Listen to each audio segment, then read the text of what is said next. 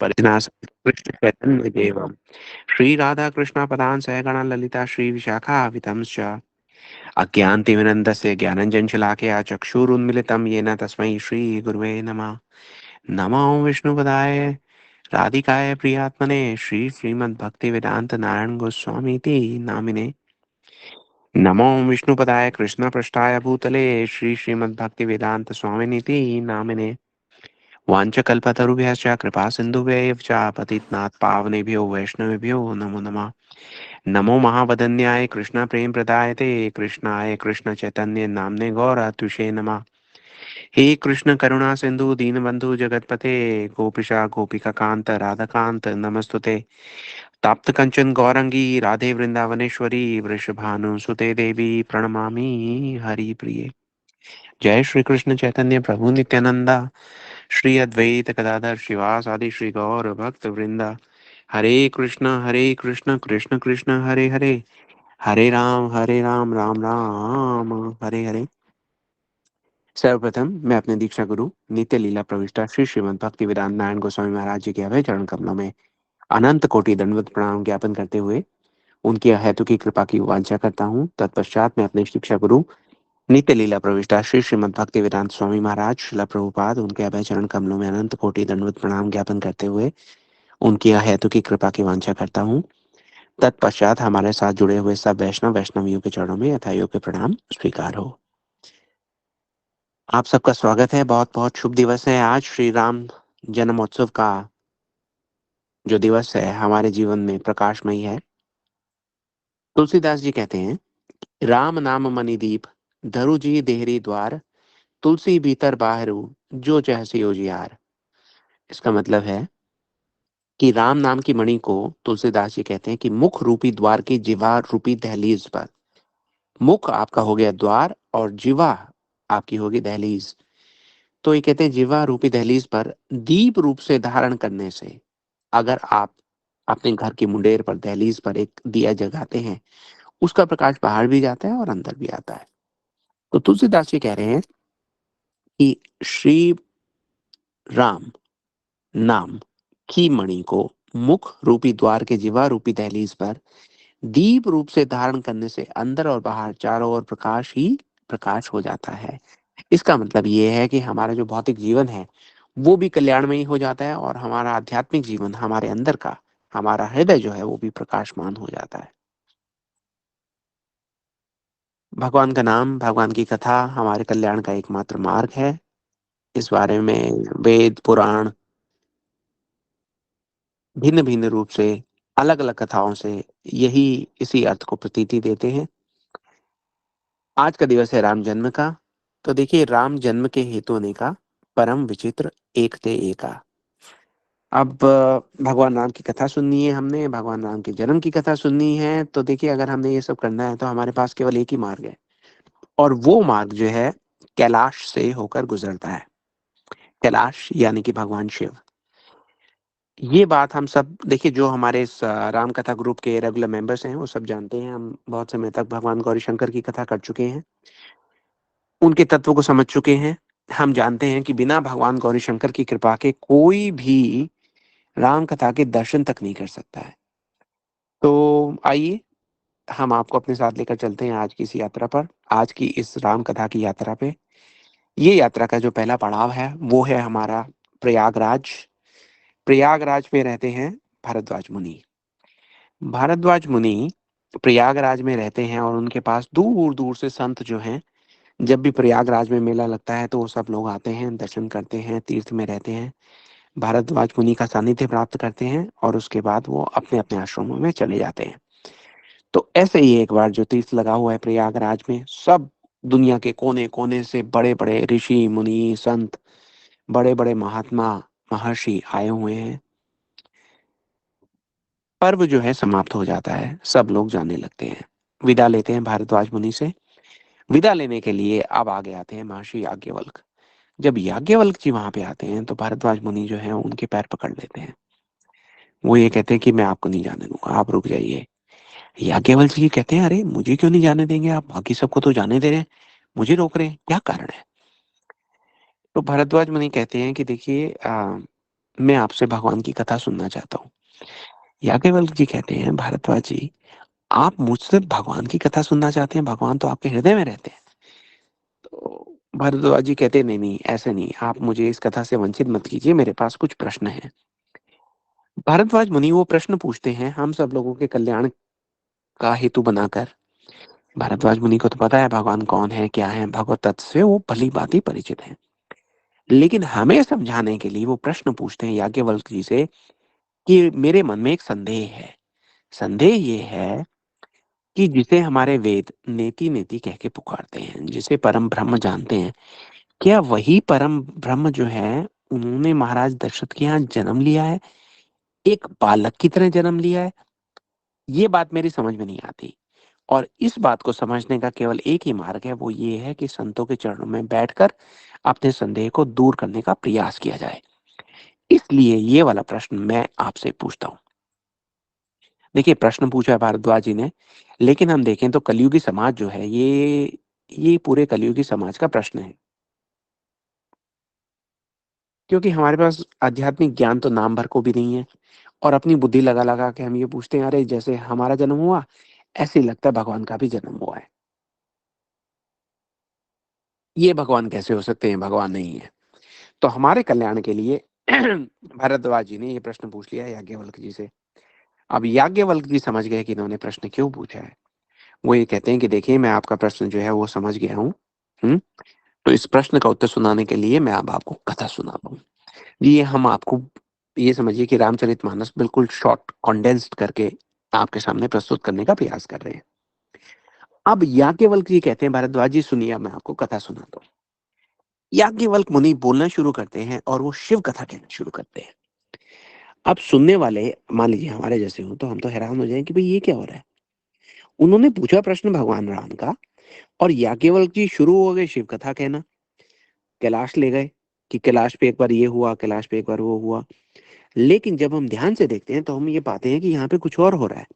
याज्ञवल्क्य मुनि जब ये कथा सुना रहे हैं तो भारद्वाज मुनि ऐसा नहीं सोच रहे जैसे हमारे जैसा जीव सोचता है।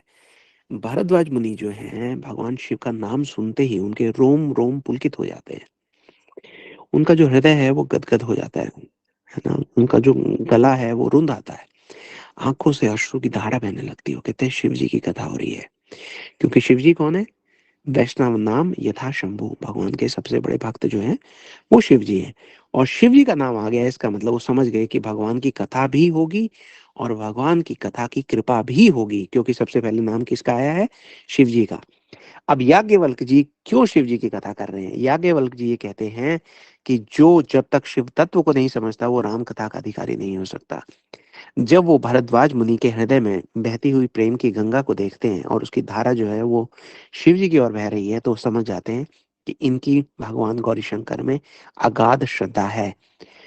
वहां पर याज्ञवल्क्य जी ये कहते हैं कि भरद्वाज जी, अब मैं आपको राम कथा सुनाऊंगा, क्योंकि अब मुझे पता लग गया है कि आप राम कथा के सही अधिकारी हैं, क्योंकि आपके मन में भगवान गौरी शंकर के लिए अगाध प्रेम है।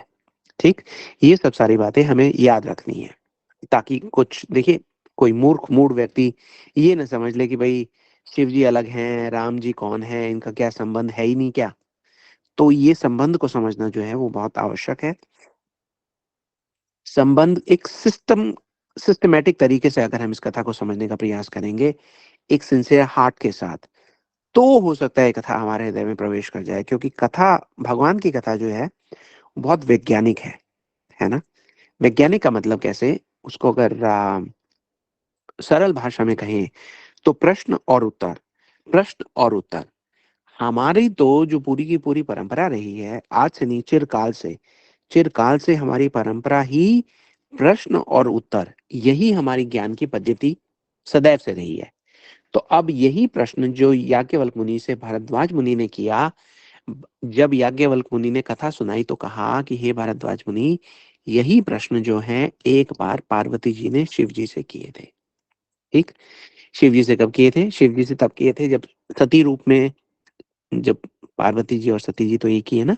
लेकिन आप सब लोग वो लीला को जानते हैं। जो लोग इस ग्रुप से जुड़े नहीं हुए हैं, वो इस ग्रुप से जुड़ जाएं। हमारे पास जो पुरानी कथा है उनकी रिकॉर्डिंग पड़ी है, वो आप सुन सकते हैं। इन सब तत्वों को हमने बहुत डिटेल में ऑलरेडी कवर कर चुके हैं, आज तो शॉर्ट में चलेंगे हम।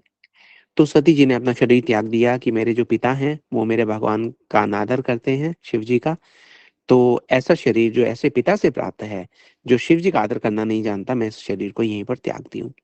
शरीर उन्होंने त्यागा, नया शरीर लिया, पार्वती जी बनकर आई, शिव जी के साथ उनका विवाह हुआ, वो सब कथा हम कर चुके हैं। विवाह के पश्चात वो कैलाश में आती हैं।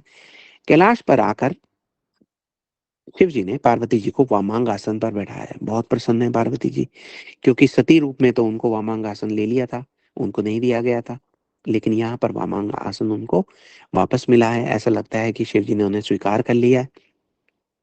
अब पार्वती जी ये कहती हैं कि हे नाथ, शिव जी से कहती हैं कि हे नाथ, अगर आपने सही में, सत्य में आपने मुझे स्वीकार कर लिया है, तो आज आप मेरा अज्ञान दूर कर दीजिए। शिव जी कहते हैं, अरे अज्ञान पार्वती जी, आपका, आपके पास अज्ञान कैसे हो सकता है? तो पार्वती जी कहती है कि हे नाथ, आप भली भांति जानते हैं कि इस जन्म का नहीं है, ये पिछले जन्म का है। जन्मों जन्मों का अज्ञान है। अज्ञान जो है वो भ्रम से आता है, और आप मेरा अज्ञान ये दूर कर दीजिए, वरना देखिए दुनिया क्या सोचेगी कि कल्प वृक्ष के नीचे बैठा हुआ व्यक्ति जो है वो स्वयं ही शोकाकुल है। कल्प वृक्ष जो है आपकी सब इच्छाएं पूरी कर सकता है, और उसके नीचे कोई व्यक्ति बैठा हो और दुखी हो रहा हो कि मेरी तो इच्छा पूरी ही नहीं हो रही, है ना? तो शिव जी फिर पूछते हैं, शिव जी अनजाना बनकर पूछते हैं, बोले अरे देवी, आपका ज्ञान मैं कैसे दूर करूंगा? तो पार्वती जी कहती हैं कि हे नाथ, मैं जानती हूँ, केवल आप ही मेरा यह ज्ञान दूर कर सकते हैं। आपके मस्तक पर ये जो चंद्रमा चमक रहा है ना, इसका जो प्रकाश है वो ज्ञान का प्रकाश है।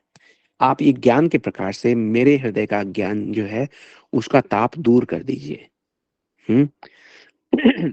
पार्वती जी कहती हैं, जो हम कहना चाह रहे हैं हमारे लिए पार्वती जी कह रही हैं, कही रघुनाथ कथा विधि नाना, तो प्रभु हरहु मोर अज्ञाना।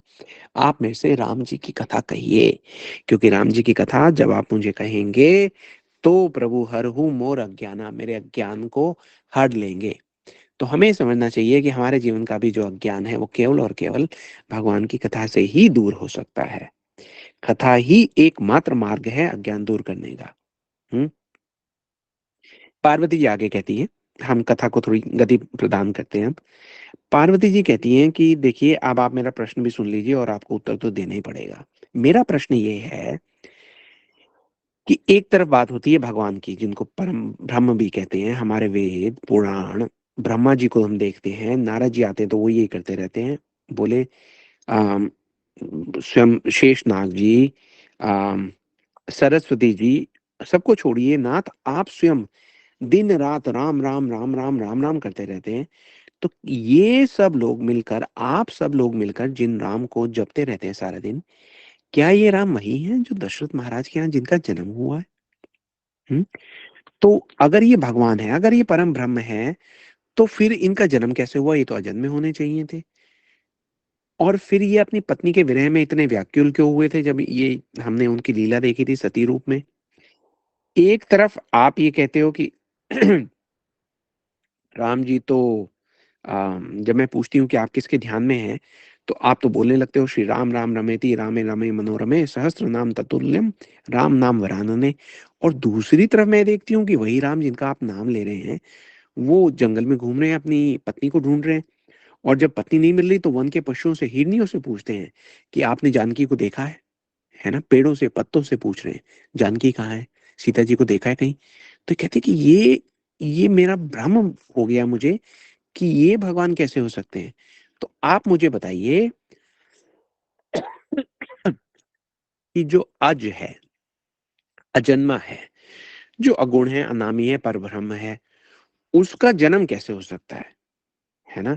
वही कहते हैं, प्रभु ये बहुत सीरियस प्रश्न है, आप इसे लाइटली मत लीजिए, मेरी आपसे बहुत निवेदन है कि आप मेरा ये भ्रम जो है मेरा दूर कीजिए, क्योंकि ये भ्रम जो है मुझ पर भारी हो रहा है ना? तो यहाँ पर हमने पहले भी हमेशा ये कहा है कि जब ऐसा ज्ञान हमारे हृदय पर भारी होने लग जाए, पार्वती जी तो क्योंकि जगत की माता है ना, तो अभी नवरात्रे की ना सब लोगों ने माता रानी के, तो पार्वती जी तो है, तो वो जगत के कल्याण के लिए प्रश्न पूछ रही है। भूल कर भी हम ये ना सोच लें कि पार्वती जी को पता नहीं है। पार्वती जी के हृदय में केवल और केवल हमारे कल्याण की भावना है, इसलिए उन्होंने ये पूछा है। और वो ये कहती हैं कि कथा का कवच, उन्होंने कहा ना कि ये भ्रम मुझ पर भारी हो रहा है, इसलिए आप भगवान की कथा का कवच मेरे रक्षण में युक्त कर दीजिए, है ना? प्रश्न पूछ रही हैं पार्वती जी, वो ये कहती है मुझे बताइए। अब उनके मन में लालसा है। अब तक तो वो ये देखती हैं कि शिव जी जो है राम राम राम राम राम राम जपे जा रहे हैं। आज उनके हृदय में वो राम प्रवेश कर रहे हैं मानो। पूछती है मुझे बताइए भगवान के बारे में, और बताइए और बताइए। राम जी ने अवतार लिया तो क्यों लिया? जब उन्होंने अवतार लिया तो बाल रूप में उन्होंने क्या क्या लीलाएं की, उनका बाल चरित्र सुनाइए। उसके बाद मुझे पता लगा है कि वो जनकपुर गए, वहां पे उन्होंने धनुष तोड़ा, जानकी जी से उन्होंने विवाह किया। उस विवाह की तो पूरी लीला का वर्णन आप डिटेल में बताइए मुझे। उसके बाद उनका राजतिलक होने वाला था, तो वो क्यों नहीं हुआ? वो वनवास क्यों चले गए? वनवास जाने के बाद उन्होंने रावण का वध किया तो कैसे किया? राजा बनकर वो वापस आए, और उसके बाद जब वो गए तो अपनी समस्त प्रजा को अपने साथ साकेत धाम में ले गए। बोले ये सब विषय जो है ये मेरे प्रश्न है, आप इनके बारे में मुझे पूरा खुलकर बताइए, पूरा विस्तार में बताइए।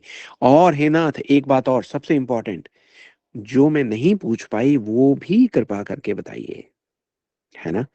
देखिए, शिव जी का विवाह हुआ है पार्वती जी के साथ, और पार्वती जी आई हैं कैलाश में। कैलाश पे आके उन्होंने पहला काम यही किया कि ये सारे प्रश्न पूछे हैं। भक्त समाज तो यहाँ पे ये भी कहता है कि सही मायने में ये ही शिव विवाह है। जब शिव और पार्वती जी इकट्ठे बैठकर प्रश्न और उत्तर, प्रश्न और उत्तर, प्रश्न और उत्तर, जिज्ञासा और उसके उत्तर में भगवान की कथा, जहां ये हो रहा हो, वही शिव तत्व है, वही पार्वती तत्व है, वही भगवान गौरी शंकर तत्व है। इनका काम ही अमृत की गंगा बहाना है हमारे कल्याण के लिए। तो यहाँ पे उन्होंने पूछ लिया। अच्छा, पूछ तो लिया, अब क्या हुआ अगली बात सुनिए। शिव जी जो है, अब इतने प्रश्न पार्वती जी ने पूछे हैं। शिव जी ये सारे प्रश्न पूछते पूछते जो भोलेनाथ है, वो तो हर प्रश्न का जैसे ही उत्तर सोचने लगते हैं, उस उत्तर की लीला में उतर ही जाते हैं, उस उत्तर में उतर ही जाते हैं, भगवान के लीला दर्शन के सागर में अपनी डुबकी लगाने लगते हैं। यहाँ पार्वती जी प्रश्न पूछे जा रही है, और वहां हमारे भोलेनाथ जी जो है वो सोचते हैं, अरे मेरे प्रभु ने कितनी अच्छी लीला की, मेरे प्रभु ने कितना बाल लीला में क्या क्या किया। हाँ, वो सब सारी चीजों में डूब जाते हैं। पार्वती सुनना चाह रही है, सिस्टमेटिकली सुनना चाह रही है। वो कह रही है कि मुझे पूरे वैज्ञानिक तरीके से बताइए, मैं प्रश्न पूछती हूँ आप उत्तर दीजिए। तो ये जो विज्ञान पूछ रही हैं ये भक्ति का विज्ञान है। देखिए, एक बात होती है ज्ञान, दूसरी बात होती है विज्ञान। ठीक, ज्ञान तो है कि हमने सुन लिया, और विज्ञान है कि हमने उस ज्ञान का जो हमने सुना था उसका हमने प्रैक्टिकल एक्सपीरियंस भी किया है, हमारे पास उस ज्ञान का अनुभव भी है। ठीक, तो पार्वती जी का आग्रह है कि भगति ज्ञान विज्ञान विरागा पुनि सब वरनहु सहित विभागा। इसका मतलब डिटेल में बताना है आपने। भक्ति का ज्ञान विज्ञान की तरह, पुनि सब वर्णहु सहित विभागा, शॉर्टकट में मत बताइए, है ना? तो भक्ति, भक्ति का ज्ञान, भक्ति का विज्ञान, ये सब सारा जब पार्वती जी पूछती हैं शिव जी से, तो हम सोचते हैं कि शिव जी बताएंगे तो सही, लेकिन उससे होगा क्या? देखिए, उससे होगा ये कि ये सारे तत्व जो जो पार्वती जी पूछ रही हैं, जो जो भारद्वाज जी पूछ रहे हैं याज्ञवल्क्य मुनि से, ये सारे तत्व एक रहस्य बनकर रहे हैं हमारे लिए सदैव से। अब शिव जी बोलेंगे तो ये रहस्य जो है खुलने लगेंगे। ये कौन रहस्य खोल सकता है, कौन इन सब तत्वों को प्रकट कर सकता है? वो प्रकट कर सकता है जिसका विवेक विमल है, जिसका विवेक निर्मल है। ऐसा कौन है? ऐसे शिव जी हैं। और जब शिव जी बोलते हैं तो आपको पता है कि वो क्या, कितने कितने रहस्य खोलते हैं, है ना? और यहाँ पे तो पार्वती जी ने प्रश्न इतने कर लिए, इतने प्रश्नों के बाद ये भी कहा, जो प्रभु मैं पूछा नहीं होई सो दयाल राखू जन कोई। जो मैं प्रश्न नहीं भी पूछ पाई, लेकिन आपको पता है कि मुझे जानने चाहिए, मेरे कल्याण के लिए जो भी आवश्यक है, भगवान सुनाइए सुनाइए, अपनी समझ से अपनी खुशी से बताइए। आप नहीं बताएंगे तो आप कौन बताएगा? हैं? तुम त्रिभुवन गुरी वेद बखाना, आप तो तीन लोगों के तो आप गुरु हो। हम्म?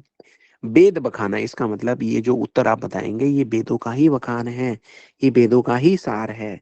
जो भगवान की कथा है, भगवान के चरित्र का गायन है, ये देखिए ये तत्व है, अपने अपने हृदय पर अंकित कर लीजिए इसको आप, कि जो भगवान की कथा है समस्त वेदों का सार है। जब हम इस प्रकार से प्रस्तुत होंगे शिव जी के पास जैसे पार्वती जी गई हैं, जब हम इस प्रकार से जाएंगे वैष्णवों के चरणों में स्थान लेने के लिए, तो न केवल हम अपना कल्याण कर पाएंगे अपितु वैष्णवों की प्रसन्नता का कारण भी बनेंगे। तुलसीदास जी तो बोल के गए थे कि राम कथा जो है अगर हम अपने मुंह पे रखते हैं तो हमारा तो कल्याण होता ही होता है, जो सुनता है उसका भी कल्याण हो जाता है। अब उधर क्या हो रहा है जी? शिव जी तुलसीदास जी बोलते हैं कि हर सिय रामचरित सब आए, प्रेम पुलक लोचन जल जाए, श्री रघुनाथ रूप और आवा, परमानंद अमित सुख पावा। ये शिव जी का हाल हो गया। अब बताइए, अभी तो हम सोच रहे थे कि ये उत्तर देने लगेंगे, अभी तो शिव जी जो है भगवान की लीलाओं के बारे में सोचा ही है कि उनका भगवान का जो रूप है उनके हृदय में उतर आया। श्री रघुनाथ रूप और आया, और मतलब हृदय आ गया, और हुआ क्या? परमानंद अमित सुख पावा। मगन ध्यान रस दंड जुग, पुनि मन बाहर कीन, रघुपति चरित महेश तब, हर्षित बरने लीन। मगन ध्यान रस दंड जुग, एक दंड के लिए वो जो है उसमें चले गए, ध्यान में चले गए, मतलब लगभग 48 मिनट के लिए। अब इतने में चले गए तो उन्होंने सोचा अरे रे जगत का कल्याण कैसे होगा। पार्वती जी ने प्रश्न किया है, अगर शिव जी आएंगे नहीं, राम कथा सुनाएंगे नहीं, तो आज रामनवमी के दिन आप और हम यहाँ पे बैठे रह जाएंगे, है ना? ये सोचकर शायद शिव जी ने पुनि मन बाहर कीन, अपने मन को फोर्सफुली वहां से खींचा, है ना? अब जब वो कथा कहने को है, रघुपति चरित महेश तब, हर्षित बरने लीन, हम सोच नहीं सकते शिव जी को कितनी प्रसन्नता हो रही है। अश्रु कंप पुलक सब लक्षण जो है उनके शरीर में प्रतीत हो रहे हैं। और हम सबको ये कथा सुनने को मिल रही है। गोस्वामी तुलसीदास जी के हम कैसे ऋणी हैं, है ना, कि उन्होंने ये सारी कथा भगवान शिव जी से सुनकर हमारे सामने प्रस्तुत की है। हमारा क्या सौभाग्य रहा होगा कि भगवान गौरी शंकर आपस में जो बातें कर रहे हैं वो हमें सुनने को मिल रही है। और शिव जी देखिए क्या तत्व प्रकट करते हैं, वही कहते हैं, हे देवी, सर्वप्रथम तो आप ये जान लीजिए कि बिना राम कथा के जो कुछ भी इस जगत में है वो झूठा है, और वो झूठा ऐसा भी है कि वो झूठ सत्य प्रतीत होता है। ये है इस संसार की वास्तविकता। हम्म? लेकिन जब ऐसा होता है तो क्या होता है? क्योंकि झूठ है लेकिन दिख रहा है सत्य है, तो एक रस्सी पड़ी हुई है तो व्यक्ति उसको भी सोचता है कि ये सांप है, और घबरा जाता है, भयभीत हो जाता है, हार्ट अटैक हो जाते हैं लोगों को। लेकिन कथा क्या करेगी? कथा हमें जगाने का कार्य करेगी। जैसे ही हम कथा सुनेंगे वैसे ही हम सत्य को सत्य और असत्य को असत्य जान पाएंगे, वास्तविकता से हमारा परिचय हो पाएगा। जागने के साथ ही एक व्यक्ति जैसे स्वप्न और वास्तविकता के अंतर को जान लेता है, वैसे ही हम भी उस अंतर को कर पाएंगे। माया का ताप जो सबको चला रहा है, विशेषकर कलयुग में, उस ताप से हमें मुक्ति मिलने लगेगी, है ना? शिव जी यहाँ पे एक और घोषणा करते हैं कि देखिए मैं जो कथा सुना रहा हूँ उसमें भगवान के, मैं कथा भी कैसे सुना रहा हूँ। वो ये कहते हैं कि कथा भी मैं गंगा जी का अभिषेक, गुरु जी कहते थे गंगा जी का अभिषेक भी गंगा जल के द्वारा ही होता है। तो शिव जी कहते हैं कि मैं जो कथा सुना रहा हूँ वो भी मैं भगवान के नाम के बल पे सुना रहा हूँ, है ना? जिनके नाम के जप से हमारे सौभाग्य के कपाट जो है खुल जाते हैं, और उन श्री भगवान के बाल रूप को मैं पूछता हूँ, और उनके हृदय में क्या बात आती है? वो ये कहते हैं जी, शिव जी कह रहे हैं, मंगल भवन मंगलहारी, द्रौ सुदशरथ अजर विहारी। हम्म? देखिए वो ये कहते हैं कि दशरथ महाराज जी के आंगन में जो विहार कर रहे हैं भगवान, वो मेरे हृदय को अपना आंगन क्यों नहीं बनाते? शिव जी ये कह रहे हैं। शिव जी का तो हृदय उनका आंगन है ही है। शिव जी तो हमें बता रहे हैं कि प्रार्थना की जाए तो कैसे प्रार्थना की जाए, प्रेम प्रकट किया जाए तो कैसे प्रेम प्रकट किया जाए, है ना? देखिए हम इस कथा को थोड़ा शॉर्ट करके कर रहे हैं, लेकिन मुझे पता है कि आप सब लोग जो हैं आप बड़े सुधीर श्रोता हैं, आप साधु हैं ना। बोलते हैं जैसे कि साधु ऐसा चाहिए जैसे सूप सुहाए, सार सार को ग्रही करे, तोता देह उड़ाए। तो आप इस कथा का जो सार है वो सार पकड़ के रखिए, है ना? आपने कथा तो ये पहले सुन ली होगी। हम तो आपको आज सार रूप में सुना रहे हैं क्योंकि आज का जो दिवस है वो इतना शुभ है। आम, रामनवमी का शुभ दिवस है। शिव जी जो हैं वो 5 कारण बताते हैं। वो ये कहते हैं कि देखिए ये स्वयं भगवान है, और आपने पूछा ना कि भगवान यहाँ पे क्यों आए, जन्म क्यों लिया? तो देखिए देवी, वैसे तो राम जन्म के हेतु अनेका, परम विचित्र एक से एका, लेकिन आज मैं आपको ये समझाता हूँ कि एक बार एक ब्रह्मांड में एक कल्प में भगवान ने अपनी लीला किस प्रकार से की। आप लोगों ने सुना होगा, इस बात को थोड़ा सा एक बार डिस्कस कर लेते हैं। आप लोगों ने सुना होगा कि कुछ लोग जो हमारे ग्रंथों को, भगवान के लीलाओं को श्रद्धा और विश्वास के साथ अप्रोच नहीं करते, वो अक्सर कहते हैं oh they are so many contradictions, है ना। वही कहते हैं कहीं कुछ लिखा हुआ है, कहीं कुछ लिखा हुआ है, हमें तो लगता है सब सारा गड़बड़ है। तो they are not able to reconcile all these apparent contradictions. लेकिन जो व्यक्ति ये सब सारी कथाओं से परिचित है, वो जानता है, जैसे शिव जी ने बताया ना, वो ये कहते हैं कि अनेक ब्रह्मांडों में ये लीला हो रही है भगवान की, एक में नहीं हो रही। और अलग अलग ब्रह्मांडों में थोड़ा थोड़ा भगवान वैरायटी दे रहे हैं। जरूरी नहीं है कि एक ही चीज उसी क्रम में ही करें। भगवान है, उसको थोड़ा चेंज कर देते हैं वैरायटी के लिए। तो भिन्न भिन्न कल्प में यही लीला जो है थोड़े थोड़े भेद के साथ भी हो सकती है। इसे कहते हैं कल्प भेद। है शिव जी जो सुना रहे थे, जो हमारे मतलब का है आज। क्योंकि शिव जी ये बोलते हैं कि देखिए 5 प्रमुख कारण हैं। शिव जी ने बोलना शुरू किया है। जो 5 प्रमुख कारण हैं वो क्या-क्या है? आप सब लोग कथाएँ डिटेल में तो सुन चुके हैं। हम आपको शॉर्ट में आज बता रहे हैं क्योंकि आज का दिवस जो है भगवान के प्राकट्य का है। तो भगवान के प्राकट्य के जो कारण हैं, हम एक बार उनको नज़र मार लेते हैं। शिव जी कहते हैं कि एक तो देखिए ब्रह्मा जी के 4 पुत्र थे, 4 कुमार। उन्होंने श्राप दे दिया भगवान के द्वारपालों को और भगवान को उनके रक्षण के लिए आना पड़ा। एक तो वो कथा है। इस कथा के द्वारा भगवान जो है ब्राह्मणों के तेज को प्रकाशित करने के लिए कथा करते हैं कि भाई 4 कुमार जो थे वो ब्राह्मण हैं, भगवान के भक्त हैं। तो उनमें कितना ताप था कि उन्होंने भगवान के द्वारपालों को भी श्राप दे दिया। चलो जी, उन्होंने श्राप ग्रहण कर लिया, नीचे आ गए, रावण और कुंभकर्ण बन गए। फिर उनको वापस लाने के लिए भगवान ने अवतार लिया। बहुत अच्छी बात है। फिर वो ये कहते हैं कि वृंदा और जलंधर की कथा करते हैं। वृंदा और जलंधर की कथा से ये पता लगता है कि भगवान जो है, जो एक सती पत्नी है, उसकी महिमा का बखान करने के लिए भगवान ने तो आना ही था, कुछ ना कुछ बहाना बनाना था। उन्होंने वृंदा जी से एक श्राप ले लिया और वापस यहाँ पर आए भगवान राम बनकर। उसके बाद कथा आती है राजा प्रताप भानु की। राजा प्रताप भानु की कथा में हमें ये पता लगता है कि कुसंग चाहे थोड़े ही समय का हो, वो व्यक्ति का जो जीवन है वो नष्ट करने का सामर्थ्य रखता है। इसलिए कुसंग से दूर रहना चाहिए, सत्संग के पास रहना चाहिए। उसके बाद मनु और शत्रुपा जी की कहानी। ये तो हमने कथा बहुत हमारे सबके हृदय के बहुत करीब है। हमने बहुत डिटेल में इसके बारे में चर्चा भी की है। जैसे मैंने कहा, जो नए लोग हमारे साथ जुड़े हैं, हमारे ग्रुप को ज्वाइन कर सकते हैं, उसमें पुरानी कथाएं सब मिल जाएंगी आपको। और पांचवा और अंतिम कारण था, शिव जी इसको विशेष थोड़ा सा जोर दे के कहते हैं कि हे देवी, पार्वती जी को बोल रहे हैं कि आपके गुरु जी है ना। आप अपने गुरु जी का नाम सुनते पार्वती जी प्रसन्न होगी, बोले हाँ हाँ, मेरे गुरु है ना नारद जी। तो बोले हाँ, एक बार तो भगवान को इसलिए आना पड़ा क्योंकि आपके गुरुदेव ने स्वयं भगवान को श्राप दे दिया था। पार्वती जी बड़ी हैरान होती है, बोली मेरे गुरु जैसे तो भगवान का भक्त नहीं है। ऐसा क्या हुआ कि अम, उन्होंने श्राप दे दिया। हम्म, ये तो मैं समझी नहीं। तो वो ये कहते हैं कि हाँ, ऐसा भी हुआ था। कहते हैं अच्छा, ऐसा हुआ तो अब समझना चाहिए कि भाई ऐसा हुआ तो क्यों हुआ। ऐसी क्या बात हुई कि नारद जी को, पार्वती जी तो ये कहती है कि ऐसी क्या बात हुई कि मेरे गुरु को, नारद जी को भगवान को श्राप देना पड़ा। हम्म, तो शिव जी कहते हैं अच्छा चलो ठीक है, मैं आपको वो वाली कथा बताता हूँ।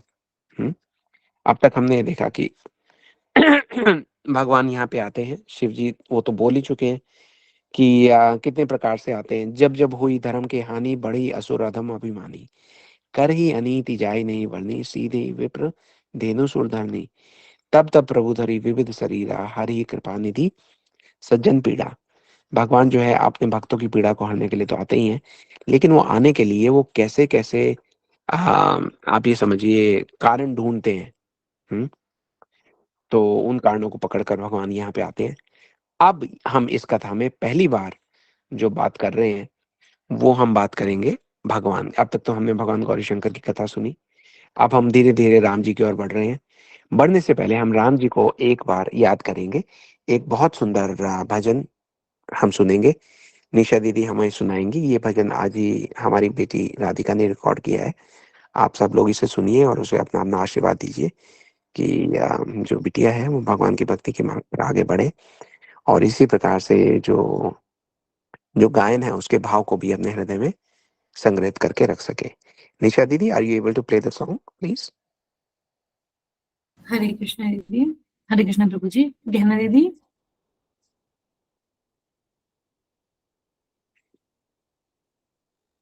हरे कृष्णा दीदी, आवाज आ रही है? हाँ जी दीदी, आप प्ले कीजिए प्लीज। जी।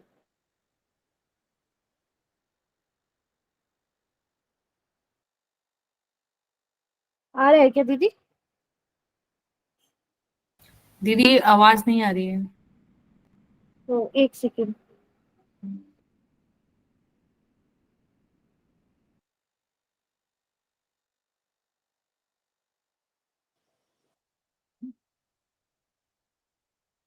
एक एक मिनट।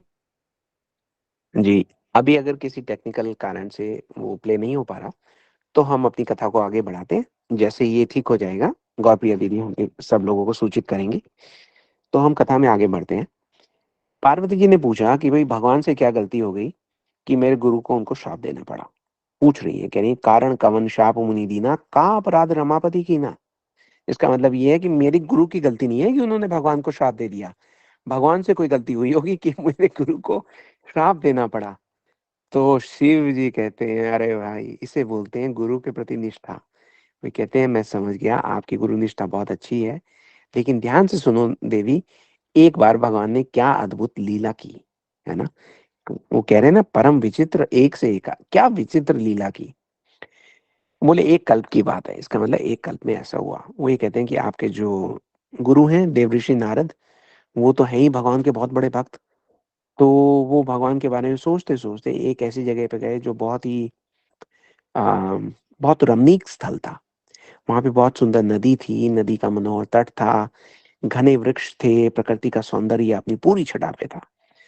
तो अब देखिए, जब ऐसी जगह पर कोई जाता है, तो जो राम का भक्त होता है वो क्या करता है, वो ये देखता है कि अरे भगवान राम ने क्या चीजें बनाई है इस जगत में, कैसी सृष्टि की है, कितना सुंदर है।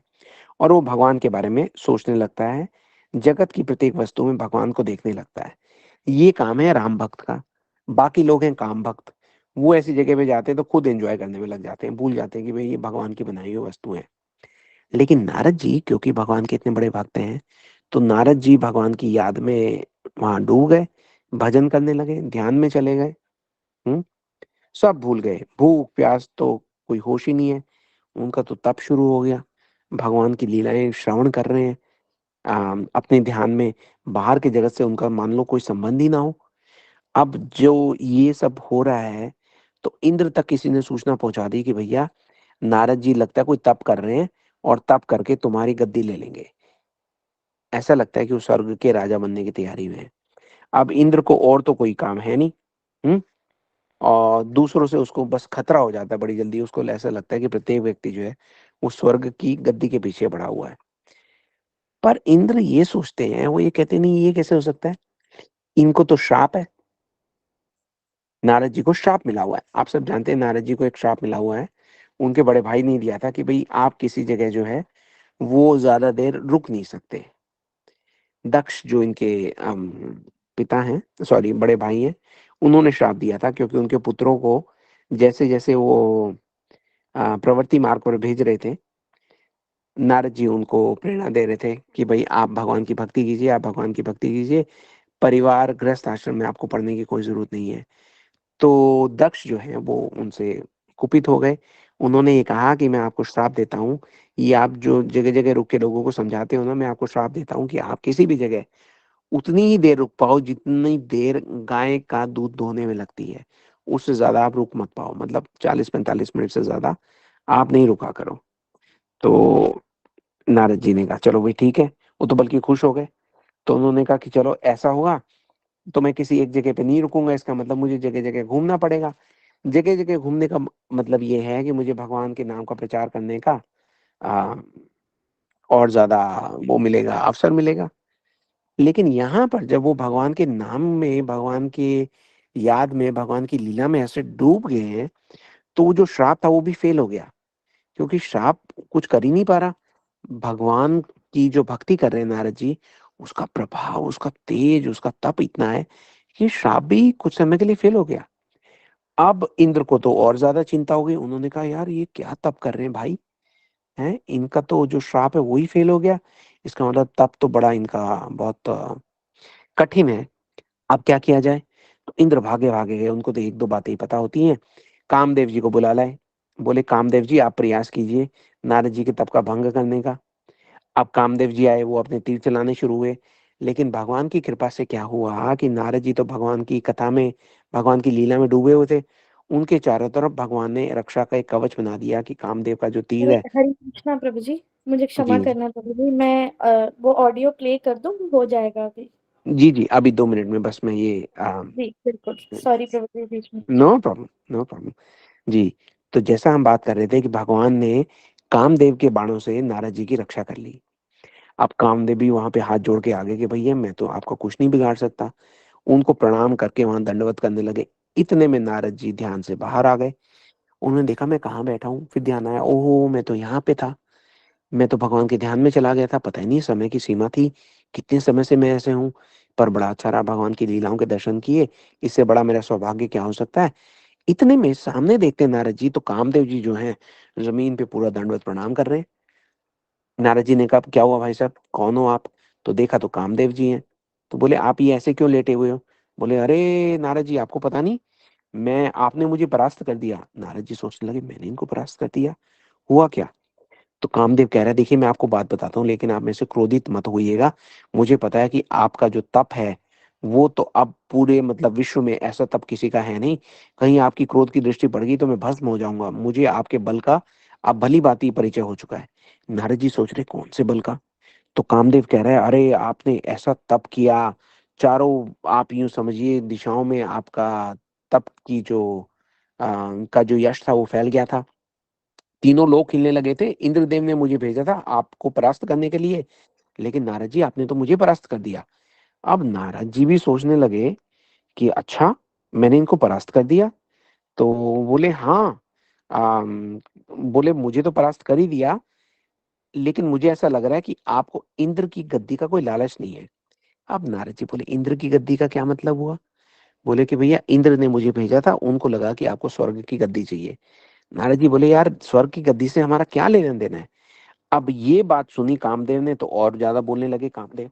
बोले कमाल हो गया नारद जी, आप इतने महान हो हैं, आपको मतलब काम का भी कोई प्रभाव नहीं पड़ा, आपको इंद्रासन का कोई लोभ नहीं, कोई कोई मोह नहीं है, आपकी तो जय जयकार होनी चाहिए। ये बोलते ही आकाश से तो जी फूल गिरने लगे, पुष्प वर्षा होने लगी, संगीत म्यूजिक बजने लग गया, वाद्य मंत्र आ गए, सब लोग ऊपर से देवता कह रहे हैं साधु साधु। नारद जी बोले अरे इतनी प्रशंसा मेरी हो रही है।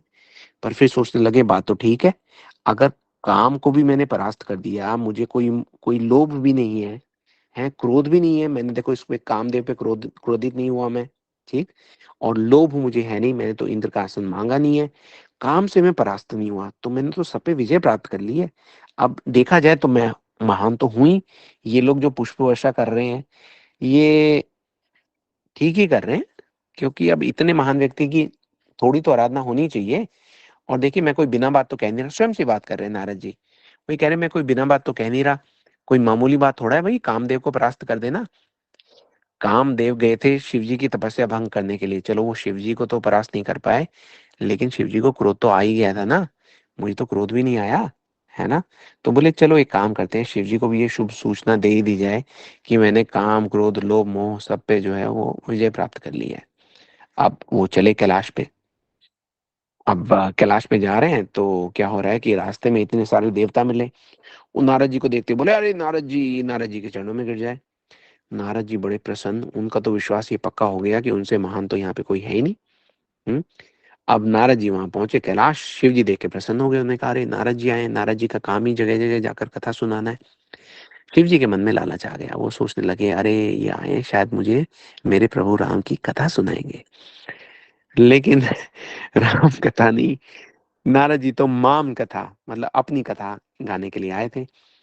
बताने लगे कि क्या क्या हुआ, मैंने ऐसे काम को परास्त कर दिया, क्रोध को लोभ को मोह को सब पे मैंने विजय प्राप्त कर ली। शिव जी सुनते रह गए। शिव जी ने कहा ये नारद जी को क्या हो गया?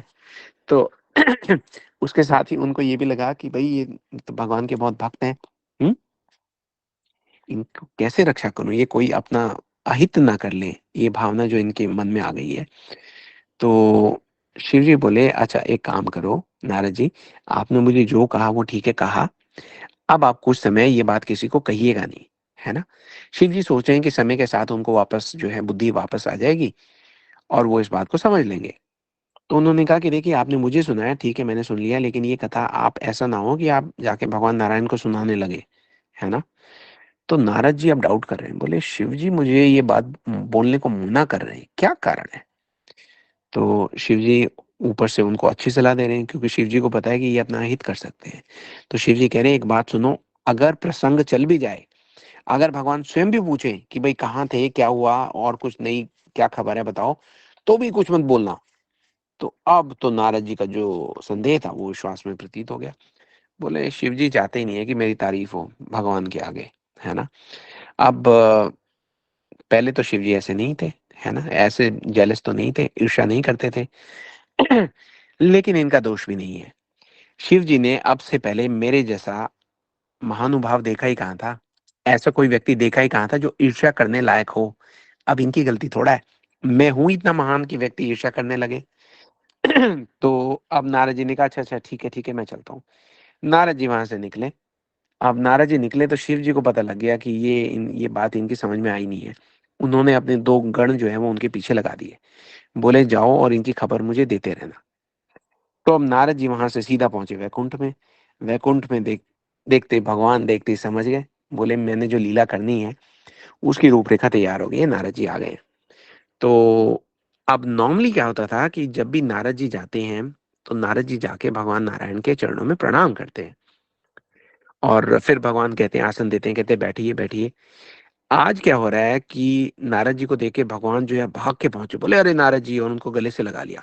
नारद जी सोचने लगे कि लॉजिक लगा रहा हूं मैं, पहले तो मैं आया था तो पहले मैं दंडवत प्रणाम करता था, ठाकुर जी के चरणों में गिरता था, फिर वो मुझे कहते थे नहीं नहीं उठिए उठिए यहाँ पे बैठिए, आज तो मुझे गले से लगा लिया, मुझे अपने साथ बिठा रहे हैं।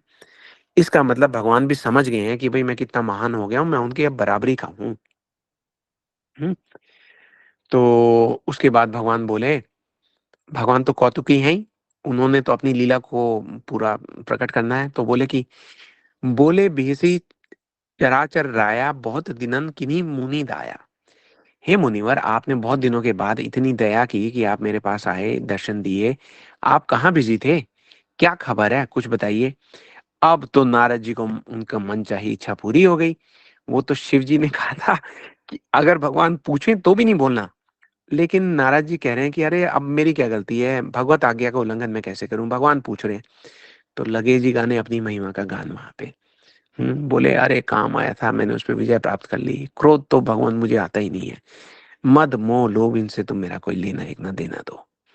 अपनी महिमा गाते रहे गाते रहे गाते रहे। भगवान जो है भगवान सोचने लगे कि ये तो मेरा भक्त है और वो ऐसे मोहित हो रहा है, ऐसे पद से भटक रहा है। तुलसीदास जी कहते हैं अति प्रचंड रघुपति के माया, जेति न मोह असको जग जाया। बोले भगवान की जो माया है, किसको कब कहाँ पकड़ ले वो कुछ ठीक नहीं है ना। चलो भगवान ने उनका आदर करते रहे, उनको प्रसाद दिया, विदा किया।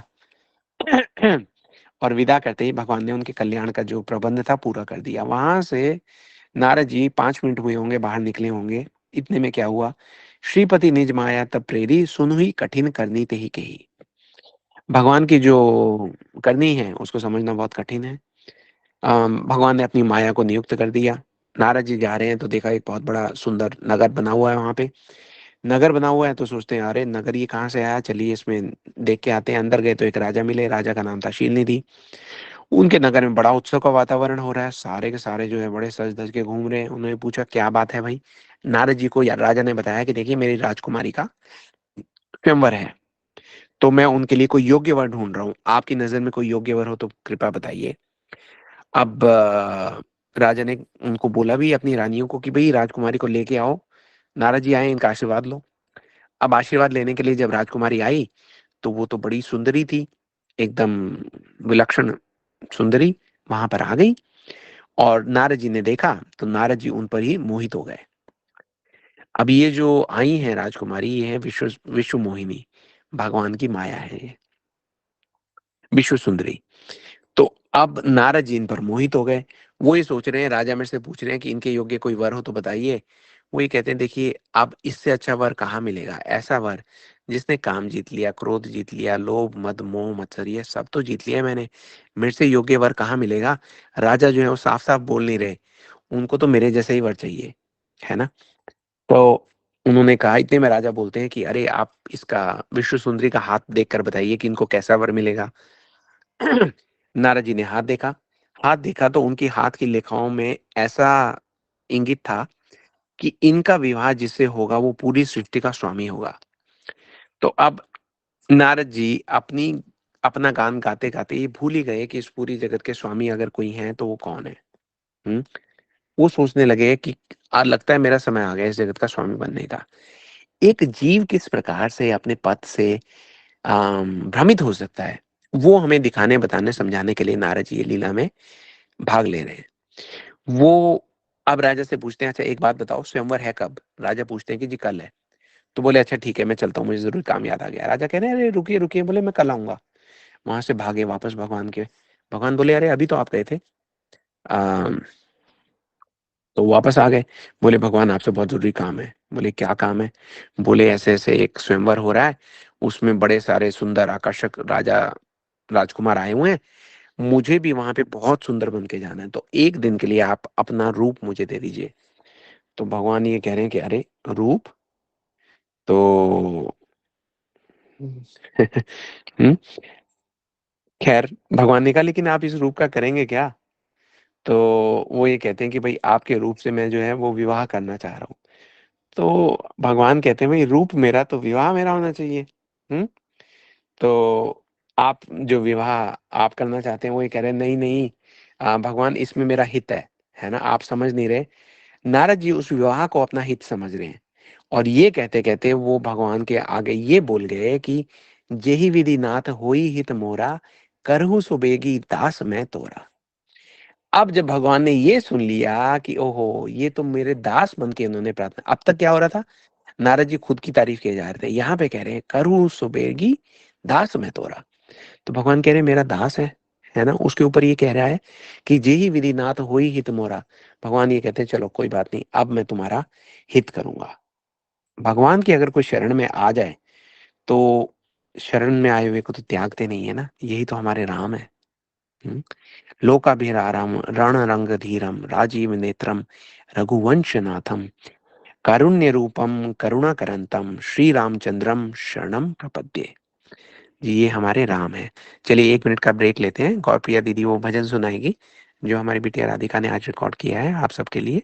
उसको 2 मिनट सुनिए, उसके बाद हम कथा में आगे प्रवेश करते हैं। हरे कृष्णा प्रभु जी।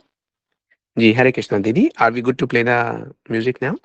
जी प्रभु जी, मैं चला रही जी।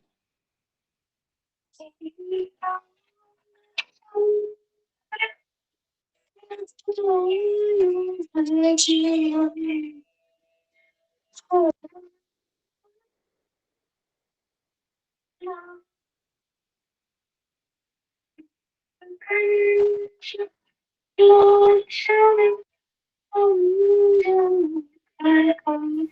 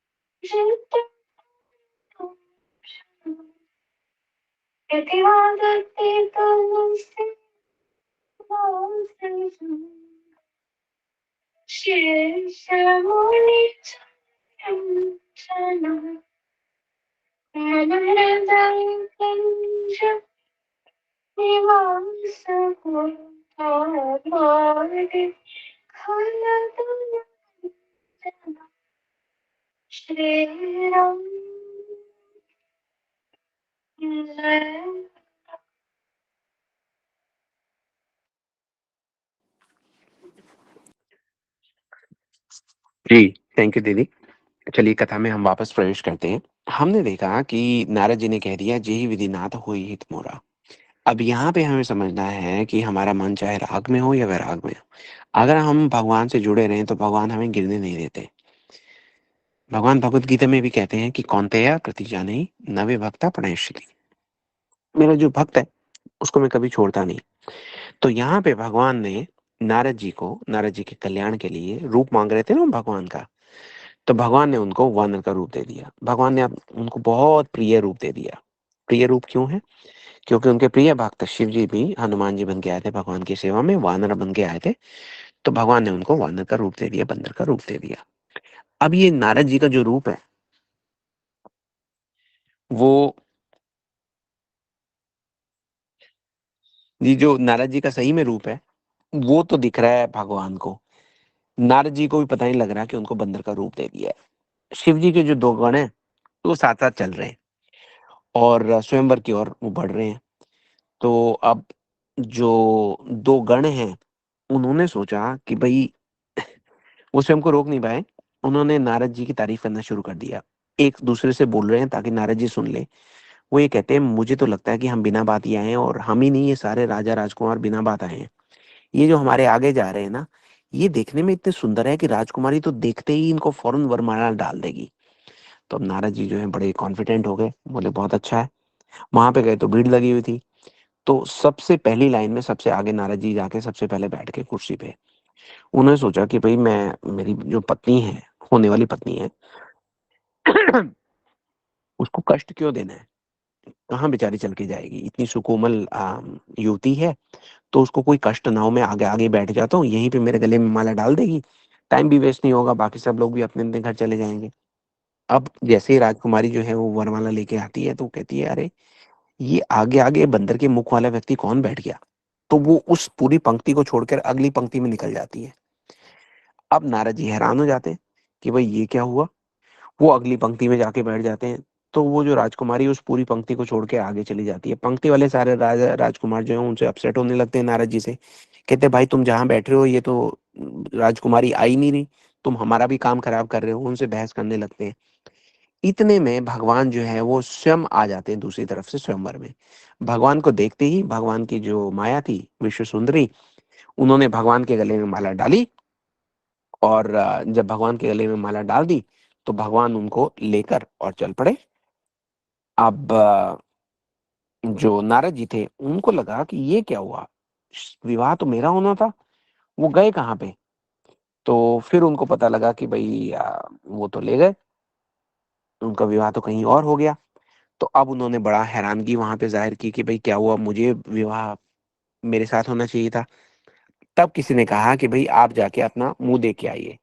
अब जब उन्होंने जाके मुंह देखा तो उन्होंने कहा ये क्या हो गया भाई, मरकट बदन भयंकर देही देखत हृदय क्रोध बाते ही। क्रोध आ गया नारद जी को। अब क्रोध आ गया तो चले भगवान के पास कि भाई भगवान से मैंने क्या मांगा था और भगवान ने मुझे क्या दे दिया। अब वो जा रहे हैं भगवान के पास और भगवान उधर क्या कर रहे हैं, भगवान खुद ही आ जाते हैं एक रथ पर सवार होकर। रथ पे सवार होकर उनके पास आते हैं और आकर वो कहते हैं नारद जी क्या हाल चाल है। अब नारद जी देखते हैं कि ये तो भगवान आए हैं और इनके रथ में वही विश्व सुंदरी बैठी हुई है, दोनों ने वरमाला पहन रखी है। नारद जी को बड़ा क्रोध आता है ना। तो और पीछे पीछे जो जो वो थे शिवगण थे, वो भी दोनों चले आ रहे हैं पीछे पीछे मजाक उड़ाते उड़ाते। तो नारद जी जो हैं वो क्या करते हैं, वो पहले उन दोनों शिवगणों को श्राप दे देते हैं, बोले तुम कपटी हो, राक्षसों वाले काम करते हो, जाओ तुम जाकर राक्षस बन जाओ, है ना।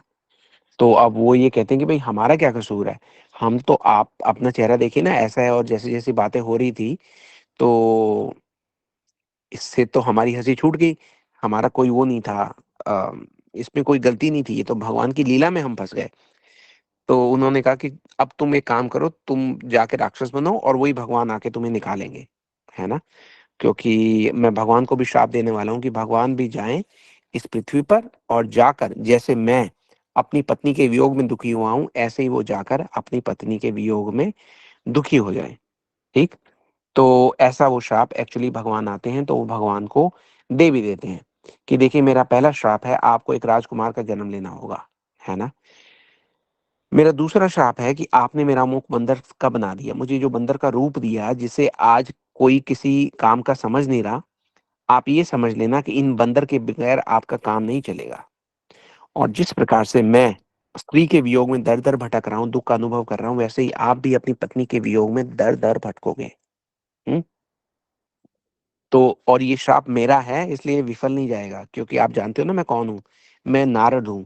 मैं वो नारद हूँ जो जिसे इस सृष्टि में ना तो काम परास्त कर पाया, ना क्रोध परास्त कर पाया, ना लोभ ना मोह। बोलते बोलते नारद जी को लगा कि मैं क्या बोल रहा हूँ, मैं तो क्रोध में भी आ गया, मैं क्रोध से परास्त हो गया, मैं तो रानी को देखकर, राजकुमारी को देखकर उसके पीछे वो हो गया था, भ्रमित हो गया था, तो मैं तो काम से भी परास्त हो गया, और मैं तो लोभ मोह सब चीजों से तो परास्त हो गया हूँ। ये मैंने किया क्या। अब उनके मन में बड़ा पछतावा हुआ एक ही सेकंड में। इतने में भगवान का तो काम पूर्ण पूर्ण हो चुका। वो बोले, नारद जी कह रहे हैं कि हे भगवान, ये मैंने क्या किया, ये मेरे मुख से क्या निकल गया, प्लीज आप इसको स्वीकार मत कीजिएगा, इस श्राप को। भगवान कहते नहीं नहीं, ये श्राप तो मैंने स्वीकार कर लिया है। तब हरि माया दूरी निवारी, नहीं तय रमा ना राजकुमारी। माया का पर्दा भगवान ने उठा लिया।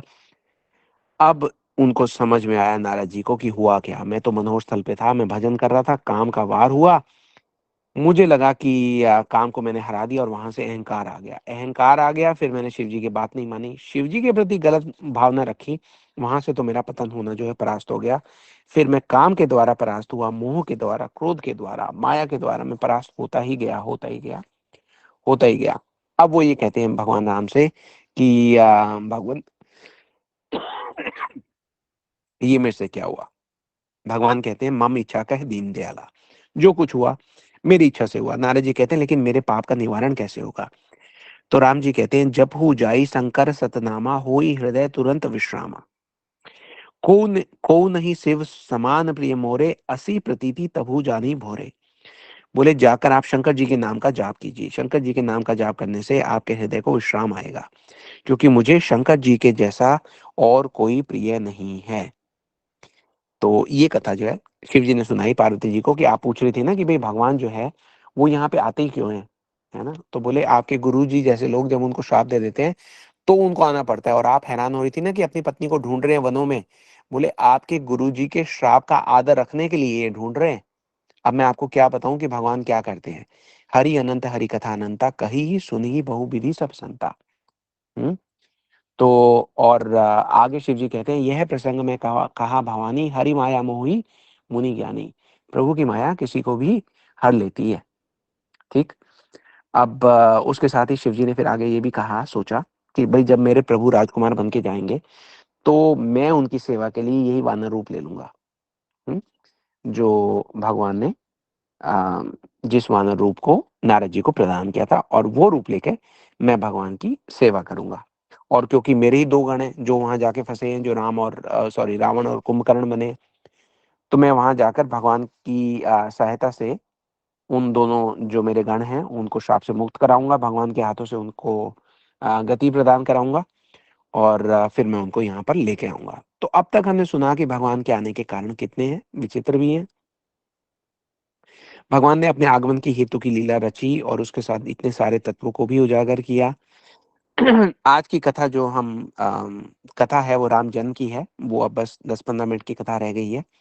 लेकिन उस कथा करने से पहले इन सब विचारों को इन सब तत्वों को हमें अपने कथा श्रवण का आधार बनाना बहुत आवश्यक है।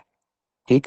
अब तक हमने ये समझ लिया कि भगवान जो है अपनी इच्छा से अपनी लीला को प्रकट करते हैं, अपनी इच्छा से श्राप स्वीकार करते हैं।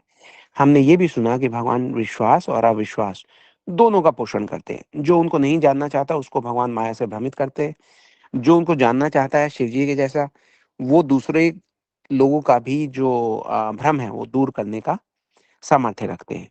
लेकिन भगवान की लीलाएं अगर हमें समझनी है तो उसका एक ही उपाय है कि हम श्रद्धा और विश्वास के साथ सुने।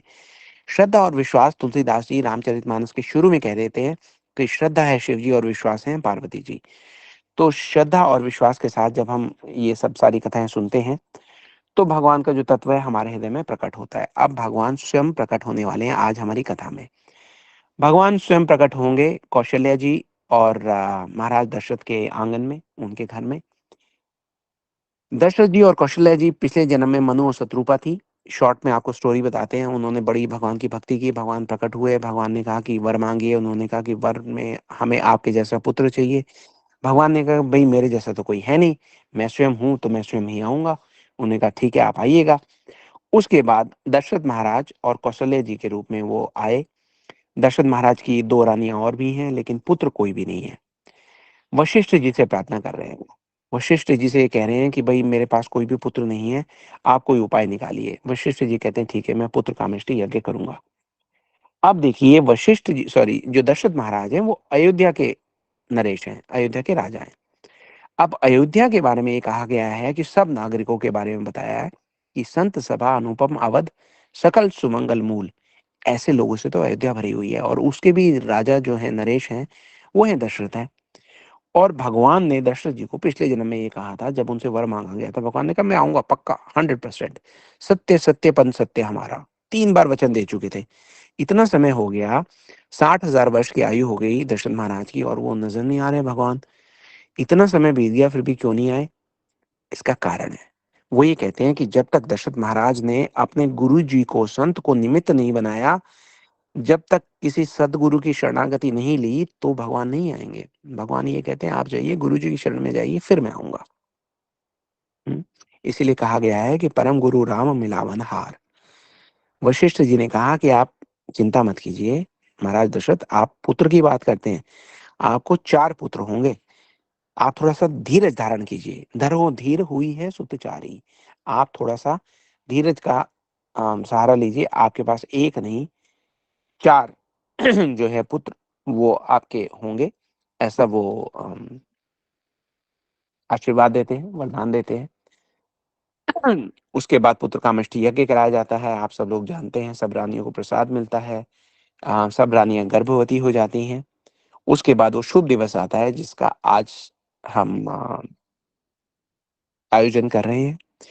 नौमी तिथि मधुमास पुनीता शुक्ल पक्ष अभिजीत हरिप्रीता, मध्य दिवस अति शीत नगामा पावन काल लोक विश्रामा, शीतल मंद सुरभि भयबाऊ हर्षित सुर संतन मर जाऊ, बन कुसुमित गिरिमन मनि आवा स्रवहि सकल सरित अमृत धारा, सो अवसर बिंची जब जाना चले सकल सुर साजी विमाना, गगन विमल संकुल जुर्जूथा गावे गुण गंधर्व बरूथा। देखिए नौवीं तिथि मधुमास पुनीता, पवित्र चैत्र का महीना था, नौवीं तिथि थी, शुक्ल पक्ष और भगवान का प्रिय अभिजीत मुहूर्त था। दोपहर का समय, न सर्दी न गर्मी, पवित्र समय, सब लोगों को शांति देने वाला था। और जब ऐसा सब वातावरण था तो ब्रह्मा जी समझ गए कि भगवान होने वाले हैं। उन्होंने अपनी आरती की जो थाली सजा ली, सब देवताओं को लेकर चले हैं। आकाश जो है पूरा खचाखच भर गया देवताओं से। जो गंधर्वों के दल हैं वो भगवान के गुणों का गान कर रहे हैं, आकाश में देवता सुन रहे हैं, बहुत प्रसन्न हो रहे हैं। आम, सब पुष्प बरसा रहे हैं, आकाश में घमाघम नगाड़े बजने लगे हैं, नाग मुनि देवता स्तुति करने लगे हैं, बहुत प्रकार से अपनी अपनी सेवा जो है वो भेंट कर रहे हैं। देवताओं के समूह पूरी प्रार्थना करके अपने अपने लोकों में जाके बैठ गए हैं। भगवान प्रकट होने वाले हैं, उनकी प्रतीक्षा में है। समाचार आता है कौशल्या जी के भवन से, भय प्रगाटा भय प्रगट कृपाला दीन दयाला कौशल्या हितकारी, हर्षित महतारी मुनि मनहारी अद्भुत रूप विचारी, लोचन विरामा तनु घनश्यामा निज आयुध भुजचारी, भूषण मनमाला नयन विशाला शोभा सिंधु खरारी, है ना। तो भगवान जो है वो प्रकट हो गए। हमने देखा कितना मनोहर वातावरण है, पक्षी चहचहा रहे हैं, मोर नाच रहे हैं, कमल के पुष्प खिल खिल कर एक दूसरे से बात कर रहे हैं। सरयू जी के किनारे पर अयोध्या है, सरयू जी का जल कल कल की मधुर ध्वनि कर रहा है। गैया इतनी प्रसन्न है, उसको और कुछ नहीं समझ में आ रहा, अपने बछड़ों को पकड़ पकड़ कर उनको चाट रही है और अपना जो गैया के थनों से दूध की गंगा बह रही है। गंधर्वों का दल अभी हमने देखा कि आकाश में जो है वो नृत्य कर रहे हैं, हरि का सुयश गायन कर रहे हैं। कैलाश में शिव शंकर जी अपना डमरू बजाकर नृत्य कर रहे हैं। हम्म। तो भगवान चतुर्भुज रूप में प्रकट हो गए हैं। भूप प्रगट कृपाला दीन दयाला कौशल्या हितकारी। भगवान जब प्रकट हुए हैं तो कौशल्या जी देख रही हैं कि क्या उनका रूप है भगवान का। उनके रोम रोम में ऐसा लग रहा है कि अनंत ब्रह्मांड जो है वो बसे हुए हैं। उनके मुख से, उनके शरीर से तेज की क्या किरणें निकल रही हैं, एक एक किरण में ऐसा लगता है कि वेदाओं की ऋचाओं का जो संगीत है वो गुंजायमान है। भगवान प्रकट हो गए चतुर्भुज रूप में, शंख चक्र गदा पद्म लेकर। कौशल्या जी देख रही हैं, अरे मेरे पुत्र होने थे, ये कौन आ गए, ये तो भगवान आ गए, चतुर्भुज रूप में आ गए, शंख चक्र गदा पद्म लेके आ गए। हाथ जोड़ने लगी, स्तुति करने लगी, भगवत भाव प्रकट हो रहा है। अब भगवान सोचने लगे, अरे ये क्या हुआ, मैं तो शिशु करके आया था, शिशु बन के आया था। हम्म। ये तो मेरी स्तुति करने लगी है। कह दुई कर जोरी स्तुति तोरी के ही विधि करो अनंता। कौशल्या जी बोल रही हैं कि भैया वेद ऋषि मुनि ब्रह्म शिव भी आपका पार नहीं पा सकते, मैं आपकी क्या स्तुति करूं, मैं आपकी क्या आराधना करूं। भगवान उधर सोच रहे हैं यार गड़बड़ हो गई, है ना, ये क्या हुआ, मैं तो इनको पुत्र बन के आया था। तो कह रही है, अरे नहीं नहीं माता, आप भूल गई हैं, आप पिछले जन्म में शत्रुपा जी थी, आपके पति जो थे वो मन्नु जी थे, आपने वो वरदान मांगा था, इसलिए मैं आपको पुत्र बन के आया हूँ, है ना। तो आप तो वात्सल्य छोड़कर ऐश्वर्य में पड़ गई, आपको तो मैं पुत्र चाहिए था, आपने कहा था चाहूं तुम ही समान सुत। तो अब तो आप मेरी स्तुतियां कर रहे हो, ये क्या हो गया। तो कौशल्या जी कह रही कि मैं क्या करूं, आप चतुर्भुज रूप लेके आ गए, ऐसे मतलब कुछ ऐसे कोई बच्चा आता है। तो एक मिनट एक्सक्यूज मी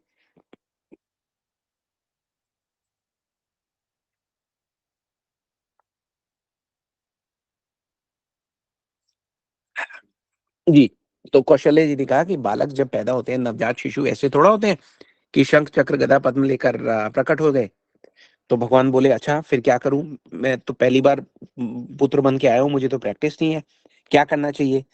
तो फिर कौशल्या जी कहती हैं कि आप छोटे से शिशु बन जाइए। भगवान छोटे होने लगते हैं तो कौशल्या जी बताती है, नहीं नहीं और छोटे और छोटे। देखिए ये भगवान की लीला है ना, भगवान यही चाहते हैं, उनको यही अच्छा लगता है, यही उनके हृदय को भाता है। वो ये कहते हैं कि मैं किसी प्रकार से अपने जो मेरे भक्त हैं उनके अधीन हो जाऊं, है ना। वो तो जब मनु और शत्रुपा जी ने कहा था कि आपके समान पुत्र चाहिए तो खुश हो गए, वो जान गए कि मुझे ही जाना है। बोले आप सरिस खोजू कहा जाई, निप तप तनु होई मैं आई, मैं स्वयं ही आ जाऊंगा। अब आ गए हैं तो ये कह रहे हैं कि माता जो है मेरे से वात्सल्य करें, मुझे थोड़ा सा डांटें कि तुम क्या कर रहे हो, ऐसे हो जाओ ऐसे हो जाओ, छोटे होने लगे। तो माता कह रही है नहीं अभी भी नहीं हुए, और छोटे हो जाओ। तो और छोटे हो गए, बिल्कुल नवजात शिशु हो गए। बोले अब ठीक है। तो माता कहती है हाँ ठीक है, अब दो भुजाएं वाले बन जाओ, शंख चक्र गदा पद्म को गायब कर दो। बिल्कुल ऐसे बन गए छोटे से बच्चे ना। उसके बाद भगवान ये कहते हैं कि अब और कुछ करना है, आप खुश हो। तो कौशल्या जी बोली, हे भगवान आपको तो बिल्कुल ही बच्चा बनना नहीं आता। तो आपको ये नहीं पता कि नवजात शिशु जब पैदा होता है तो उसे रोना होता है। तो देखिए भगवान की लीला, हमारा कैसा सौभाग्य है कि आज रामनवमी पे इतनी मधुर मधुर लीलाएं जो है हमें माता का वात्सल्य देखने को मिल रहा है। कौशल्या जी कहती है, अरे आप रो तो रहे नहीं है। भगवान कहते हैं अब रोना भी पड़ेगा मुझे। हम्म। अखिल ब्रह्मांड नायक भगवान राम यहाँ पर अपनी माता के निर्देशों पर रोने को तैयार है। हम्म। क्या विचित्र वस्तु है भक्ति भी। भक्ति के अधीन होकर स्वयं भगवान को भी भक्त की ये ऐसी बात माननी पड़ रही है कि भक्त कहे तो रोइए प्रभु रोइए। तो भगवान जो है वो रोने लगते हैं। तुलसीदास जी कहते हैं, सुनी वचन सुजाना रोदन डाना होई बालक सुर भूपा। हम्म। गोस्वामी तुलसीदास जी जो हैं वो एक he is giving us a benediction. वो ये कहते हैं कि जो कोई इस अद्भुत प्रसंग को श्रद्धापूर्वक सुनता है, कहता है, गाता है, उसे फिर कभी इस माया के जाल में पड़कर रोने की आवश्यकता नहीं पड़ती। इतनी बड़ी बात बोल दी, है ना? हम सोचते हैं, हम तो खैर नहीं सोचते हैं, आप लोगों के संग में थोड़ा भक्ति आ गई है, लेकिन जो एक आम व्यक्ति है वो सोचता है कि क्या आवश्यकता है ये सब सारे त्योहार मनाने की? लोग क्या रामनवमी का शोर मनाते रहते हैं? उनको ये नहीं पता कि यहाँ पे तुलसीदास जी ये कह के गए हैं कि यह चरित्र जो गावे, हरि पद पावे, ते न परे भव कूपा। जो ये चरित्र को गाता है, वो हरि पद को पाता है। ते न परी भव कूपा, ये जो भव का कूप है, अंधा कुआं है, उसमें वो फिर व्यक्ति दोबारा नहीं गिरता। तो देखिए कितनी करुणा है इन सब की। जब हमने कथा प्रारंभ की थी तो हमने कहा था कि कैसा सौभाग्य है हमारा कि तुलसीदास जी ने सुन लिया शिव जी को और पार्वती जी को ये संवाद करते हुए, और उस संवाद को उन्होंने रामचरितमानस के रूप में गठित करके हमें दिया है। सोचिए कि केवल सुनने और गाने का ये प्रभाव है, तो भगवान के परम भक्त, उन्होंने जब शिशु का रुदन सुना होगा तो क्या हुआ होगा? सुनी शिशु रुदन परम प्रिय बानी, है ना? पूरा महल तो आनंद के मारे पागल हो गया। सब लोग इधर-उधर भाग रहे हैं। उनको समझ में नहीं आ रहा कि अपनी खुशी को प्रकट करें तो कैसे करें? पुष्पों की वर्षा हो रही है, बधाइयों की बरसात हो रही है। महाराज दशरथ महाराज दशरथ तो दशरथ पुत्र जन्म सुनि काना, मानो ब्रह्मानंद समाना। उनको पता ही नहीं कि ये ऐसा आनंद भी प्रकट हो सकता है। भगवान की भक्ति के चिन्मय आनंद की लहरों में वो गोते मार रहे हैं। हृदय प्रसन्नता से नृत्य कर रहा है, चित्त भगवान के प्रेम से सराबोर हो गया है ना? जब हम ये बातें सुनते हैं, तुलसीदास जी लिखते हैं, तो हमें सोचना चाहिए कि उनको कैसा लग रहा होगा। महाराज दशरथ को क्या प्रसन्नता हो रही होगी। हम्म। जाकर नाम सुनत शुभ होई, मोरे ग्रह आवा प्रभु सोई। सुमंत जी से पूछते हैं कि भाई जिनका नाम सुनकर ही पूरा जगत जो है वो तर जाता है, क्या वही मेरे घर में मेरे पुत्र बनकर आए हैं?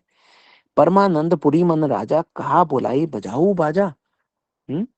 वो ये कहते हैं, बाजा बजाने वाले भी नृत्य कर रहे थे। दशरथ महाराज ये कहते हैं कि अरे भैया, तुम्हें बाजा बजाने के लिए बुलाया था, तुम तो नृत्य कर रहे हो, बाजे बजाओ। हैं? गोस्वामी तुलसीदास जी कहते हैं कि कैसे बजाएंगे, पूरे महल में किसी को भी अपने शरीर की सुधि नहीं है। दशरथ महाराज सोचते हैं कि मैं उठ के नृत्य करूं, लेकिन यही भूल गए कि मैं उठूं कैसे और नृत्य कैसे करूं। उनको कुछ याद ही नहीं है। दास दासियों को बधाई के पुरस्कार बांटना चाह रहे हैं। सोचते हैं कि कहाँ रखे हैं वो मैंने हीरे मोती, मैं इनको दास दासियों को थोड़ा बधाई दे दूं। उनका ऐसा सोचना है तो आसमान से हीरे मोती जो है वो बरसने लगते हैं।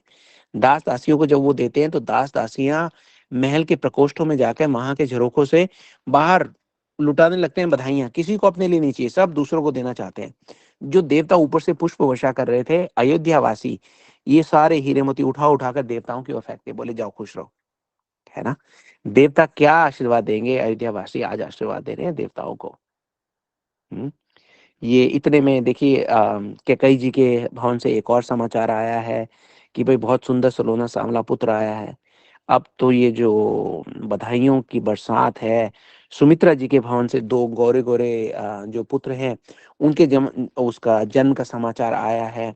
दशरथ जी कहते हैं कि कोई मुझे उठा के ले जाओ, मेरे गुरु के पास ले जाओ, मेरे गुरु के पास ले जाओ, मेरे गुरु के पास ले जाओ। सबसे पहला समाचार लेके गुरु वशिष्ठ जी के पास गए हैं।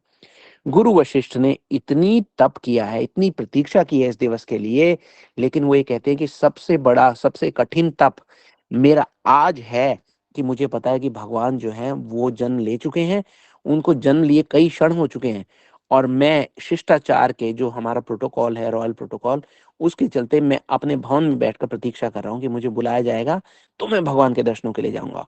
वो ये कहते हैं ये प्रतीक्षा मेरा सबसे कठिन तप है। हालांकि लाखों वर्षों से वो इस क्षण की प्रतीक्षा में है। वशिष्ठ जी, कितनी लंबी तपस्या है। और वो ये कहते हैं कि गुरु की मर्यादा के कारण मुझे इस समाचार की प्रतीक्षा करनी पड़ रही है कि महाराज दशरथ आएंगे तो मेरा हाथ पकड़कर मुझे लेके जाएंगे, और मैं कहूंगा कि मैं धन्य हुआ कि दशरथ महाराज के जैसा मेरा शिष्य हुआ जो मुझे पकड़ कर लेके जा रहा है भगवान के दर्शनों के लिए। बोले गुरु मैं हूँ, गुरु का फर्ज होता है कि वो अपने शिष्यों को लेके जाए, लेकिन मैं आज धन्य हुआ कि मैं एक ऐसे शिष्य का गुरु हूँ जो मुझे भगवान के पास हाथ पकड़ कर लेके जा रहा है ना? जी देखिए, बहुत बहुत क्या कहें। यही कह सकते हैं कि ये सारी कथाएं, ये सारे जो दृश्य हैं, ये सदैव सदैव हमारी आंखों के सामने घूमते रहे, हमने ऐसा प्रयास किया है, आज गुरुजी से ऐसा आशीर्वाद मांगा था कि हम जो कहें वो आप लोगों की आंखों के सामने दृश्य बनकर ऐसा खिंच जाए कि आपको लगे कि ये दृश्य उस समय था जब आप वहां थे। आप उसके दर्शन कीजिए, उस प्रसन्नता के दर्शन कीजिए। क्या शुभ मुहूर्त था जब भगवान जो है इस जगत में आए। नौमी तिथि मधुमास पुनीता, आज ही वो नौवीं तिथि है ना। और मैं ये कहता हूँ कि जब भी हम भगवान को इस प्रकार से याद करेंगे, जब भी हम भगवान की शरण में जाने का एक सत्यनिष्ठ प्रयास करेंगे, वही दिवस हम सब लोगों के लिए रामनवमी का दिवस है ना। जी, ये जो आज जो उत्सव मन मन रहा है, आप इस उत्सव के दर्शन कीजिए। आप ये सोचिए कितने नगाड़े बज रहे हैं, मिठाइयाँ बँट रही हैं, क्या नहीं हो रहा, पुष्पों की वर्षा, हीरे जवाहरात, सब लोग रंग-बिरंगे कपड़े पहनकर नृत्य कर रहे हैं। संगीत ऐसा जैसा आज तक किसी ने सुना ही नहीं है। तुलसीदास जी कहते हैं ना, वो झूठ नहीं कहते। वो ये कहते हैं भगवान के जन्म का ये उत्सव जो अपनी आँखों में बसा कर रखेगा, उससे उसके प्रारब्ध कभी युद्ध नहीं कर पाएँगे। अयोध्या है ना, हम भी अयोध्या में पहुँच जाएँगे। अयोध्या मतलब जिससे कभी कोई युद्ध ना कर पाए। हम एक बार अयोध्या वासियों का जो उनको उनके कदमों पर चलकर तो देखें। एक बार अयोध्या तक का तो हमारा कोई योग्यता नहीं है, लेकिन हम सोचे तो सही कि क्या प्रसन्नता हुई होगी उनको। हम भी अयोध्या हो जाएँ, हमारे प्रारब्ध हमसे युद्ध ना कर पाएँ, हमारे कर्म हमारी भक्ति की इच्छा का वध नहीं कर पाएँ, है ना? अवध हो जाए। अगर हम शरीर त्यागें तो निर्भय निर्भीक होकर त्यागें। मृत्यु को तो हम ऐसे समझें कि हरि भक्ति का हमने कवच पहना हुआ है, भगवत सेवा का एक अवसर और मिलेगा। चलो भैया मृत्यु के साथ। ये सब सारी चीज़ सोचें। भगवान की जो कथा है, वो हमें यही सब सारे तो बल देने के लिए आती है। और भगवान ऐसे अभी हमने देखा कि भक्तों के अधीन होने को तैयार हैं। हुँ? अभी हमने पूछा ना कि भई भगवान किस लिए आते हैं? तो सही पूछिए तो भगवान स्वयं को अपने भक्तों के अधीनस्थ करने के लिए आते हैं। हनुमान जी का जब परिचय करा रहे हैं राम जी भरत से, जब वापस आ गए ना सारे के सारे लोग, तो जब वो करवा रहे हैं परिचय हनुमान जी का, तो भरत जी से मिलवा रहे हैं सब लोगों को। उसके बाद जब वो हनुमान जी से मिलाते हैं, तो वो ये कहते हैं कि भरत भाई, कपि से उऋण हम नाई। कपि कौन है? हनुमान जी। तो कहते हैं भरत भाई, ये वो कपि हैं, हम जिनके उऋण हैं। उऋण का मतलब उर्दू में अगर बोलें तो कर्ज़दार हैं, है ना? इनका हमारे ऊपर बहुत बड़ा उपकार है और वो उपकार हम उतार नहीं सकते। कपि से उऋण हम नाहीं, भरत भाई कपि से उऋण हम नाहीं। फिर वो बताते हैं कि हनुमान जी ने क्या-क्या किया।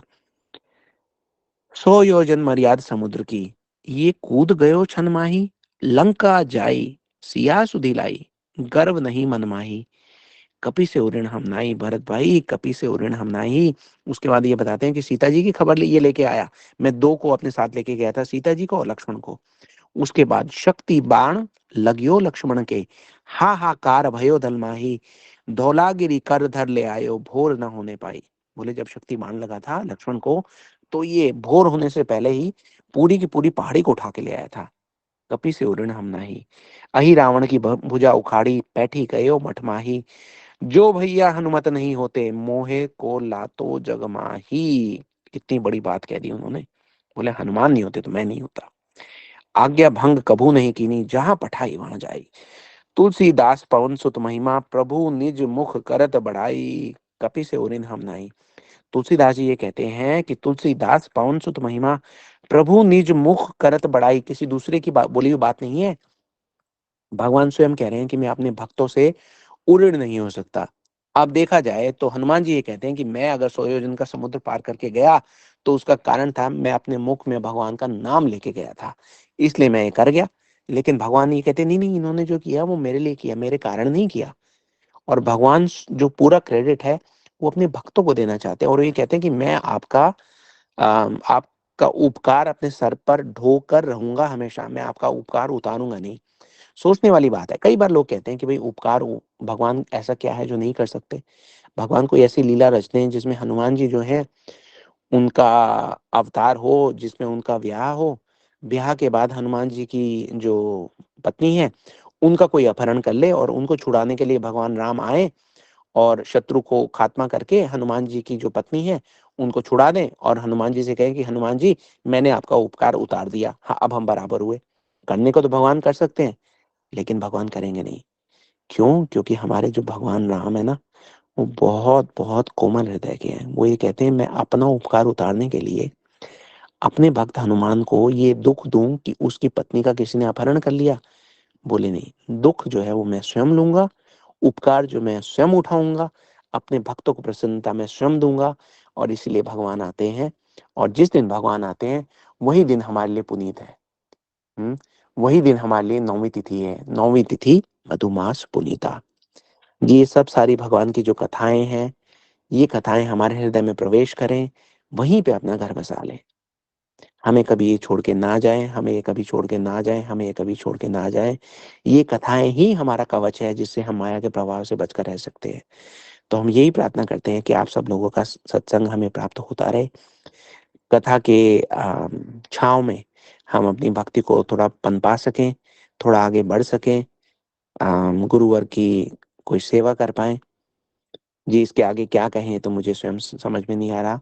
शब्दों में वो योग्यता नहीं कि वो सब भावों को प्रकट कर पाएं जो इस समय हम सबके हृदय में आ रहे हैं। लेकिन जैसे मैंने कहा कि आप लोग तो सुधीर श्रोता हैं, सारग्रही हैं, आप समझ ही गए हैं। अगर आज की कथा में, सेवा में हमसे कोई त्रुटि हुई है तो मैं आपसे हाथ जोड़कर माफी मांगता हूँ। अगर आपको इस कथा से कोई लाभ हुआ है तो हम आपको यही कहेंगे कि आप हमारे कथा के जो ग्रुप्स हैं उनको ज्वाइन कीजिए। उसमें कथा की जाती है, बहुत सारे लोग जो है भिन्न भिन्न भांति की सेवा देते हैं, आप उन सेवाओं को ग्रहण कीजिए। ये सेवा ही केवल एकमात्र मार्ग है हमारे कल्याण का। जी, इसी के साथ मैं अपनी वाणी को विराम देता हूँ। आज आप लोगों का बहुत समय लिया हमारे पास आने के लिए, आज हमारे पास जुड़ने के लिए बहुत बहुत धन्यवाद। आपका बहुत बहुत साधुवाद। हरे कृष्णा, जय श्री राम, जय श्री राधे। जी, अगर आप में से कोई कुछ कहना चाहे तो आप अपना हाथ खड़ा कर सकते हैं। कोई भी ऐसी बात जिससे जो आज की कथा का भाव है वो और ज्यादा सुदृढ़ हो, है ना। सब लोग जो है भाव में भर जाए, ऐसी कोई बात अगर कोई कहना चाहे तो अपना हैंड रेस कर सकता है। बाकी लोगों के लिए जो हमारी राम कथा के साथ ग्रुप में जुड़े हुए हैं, कल से हमारी जो कथा वापस प्रारंभ हो जाएगी। आज की कथा जो थी विशिष्ट कथा थी, विशेष कथा थी, क्योंकि आज ये उत्सव का आयोजन किया गया था। तो निशा दीदी, गौरप्रिया दीदी, अगर कोई व्यक्ति कुछ बोलना चाहे तो आप देख लीजिए। हरे कृष्णा प्रभु जी, धन्यवाद, प्रणाम प्रभु जी। क्या हम अभी वो ऑडियो प्ले कर सकते हैं? जी हाँ, अगर प्ले हो जाए तो कर सकते हैं, वरना कोई बात। प्रभु जी मैं ट्राई करती हूँ। हरे कृष्ण। हरे कृष्ण। श्री राम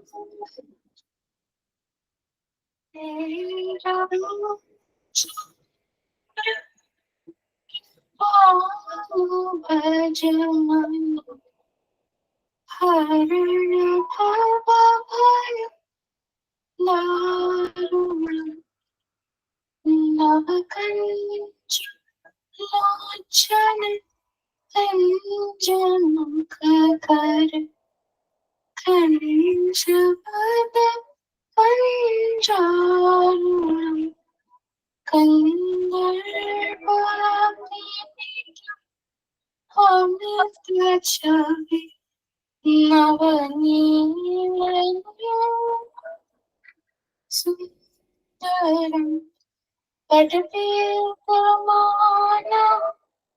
परितरुचि शुचि नौमि जनक सुतावरम मजदीनम निदेशदानम दैत्यवंश निकंदनम रघुनंदन वंदघोषर चंद्रदशरथ नंदनम सिरमुकुट तिलक चारु उदार अंक विभूषणम आजानुभुज शरचापधर संग्राम जित खरदूषणम इति वादते तुलसी दास शंकर शेष मुनि जनम मम हृदय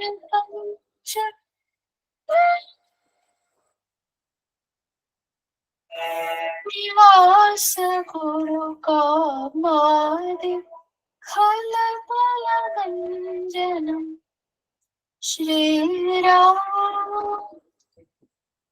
जय राम। हरे कृष्णा। हरे कृष्णा दीदी। प्रभु जी जी आपकी वॉइस ठीक आई होगी आई थिंक। जी पहले से बेटर है। मुझे लगता है हमने ग्रुप पे भी डाल दिया, अगर जी कोई जी व्यक्ति प्रभु सुनना चाहेगा तो वहाँ पे भी सुन सकता है। जी प्रभु जी। जी अगर किसी का हैंड रेज है तो हम उनसे बात कर लेते हैं। राज गौतम दीदी हरे कृष्णा। जी प्रभु जी हरे कृष्णा। दीदी हरे कृष्णा। सबको दंडवत प्रणाम। आज दंड की प्रणाम कथा दीदी, हरे बहुत कृष्ण। जी बहुत अच्छी, बहुत आनंद आया। रोज ऐसे ही राम कथा में सुनने को मिलती रहे। प्रभु जी आपके मुख से बस आशीर्वाद दीजिए आप, यही चाहिए हमें। और प्रभु जी इसकी हमें अगर ऑडियो मतलब मिल जाए सुनने के लिए तो हम दोबारा सुनना चाहेंगे। जी जी I am sure we can manage that. जी इसका जी हम जी ग्रुप पे लिंक डाल देंगे आज की कथा का अलग से। जी डेफिनेटली। ठीक है प्रभु जी हरे कृष्णा। अच्छा दीदी, हरे कृष्ण। पायल कथूरिया दीदी हरे कृष्णा। हरे हरे कृष्णा प्रभु जी। हरे कृष्णा दीदी, दंडवत प्रणाम। दंड प्रणाम दीदी, हरे कृष्ण। प्रभु जी मेरे ना 2-3 क्वेश्चंस हैं। जी जी एक तो ना वर्ड जो हम यूज करते हैं, आप जैसे कल्प बोलते हैं जी किसी कल्प में, वो जी कल्प नहीं समझ आता कि वो कल्प क्या होता है। जी अगर उसको हम बहुत साधारण भाषा में बोले तो एक प्रकार की समय की इकाई है ना, कल्प। भगवान जो है इतने रेडली अवेलेबल भी नहीं है जितना हम सोचते हैं, है ना। भगवान कभी कभी आते हैं। अब अगर भगवान कब आए उसका सही सही अगर बताएंगे तो काफी लोग जो है वो हैरान हो जाएंगे, वहां पे हम नहीं जाते। जी आप ये समझना शुरू कीजिए कि सबसे पहले तो ये जो है अभी जो चल रहा है वो है कलयुग। ठीक है जी, जो कलयुग चल रहा है उसमें ऐसा कहा गया है कि 4,32,000 वर्ष हैं। उसमें से अभी जो है वो लगभग 5,000 वर्ष कलयुग के गए हैं, तो 4,27,000 वर्ष जो है अभी बाकी है, अभी और आने हैं।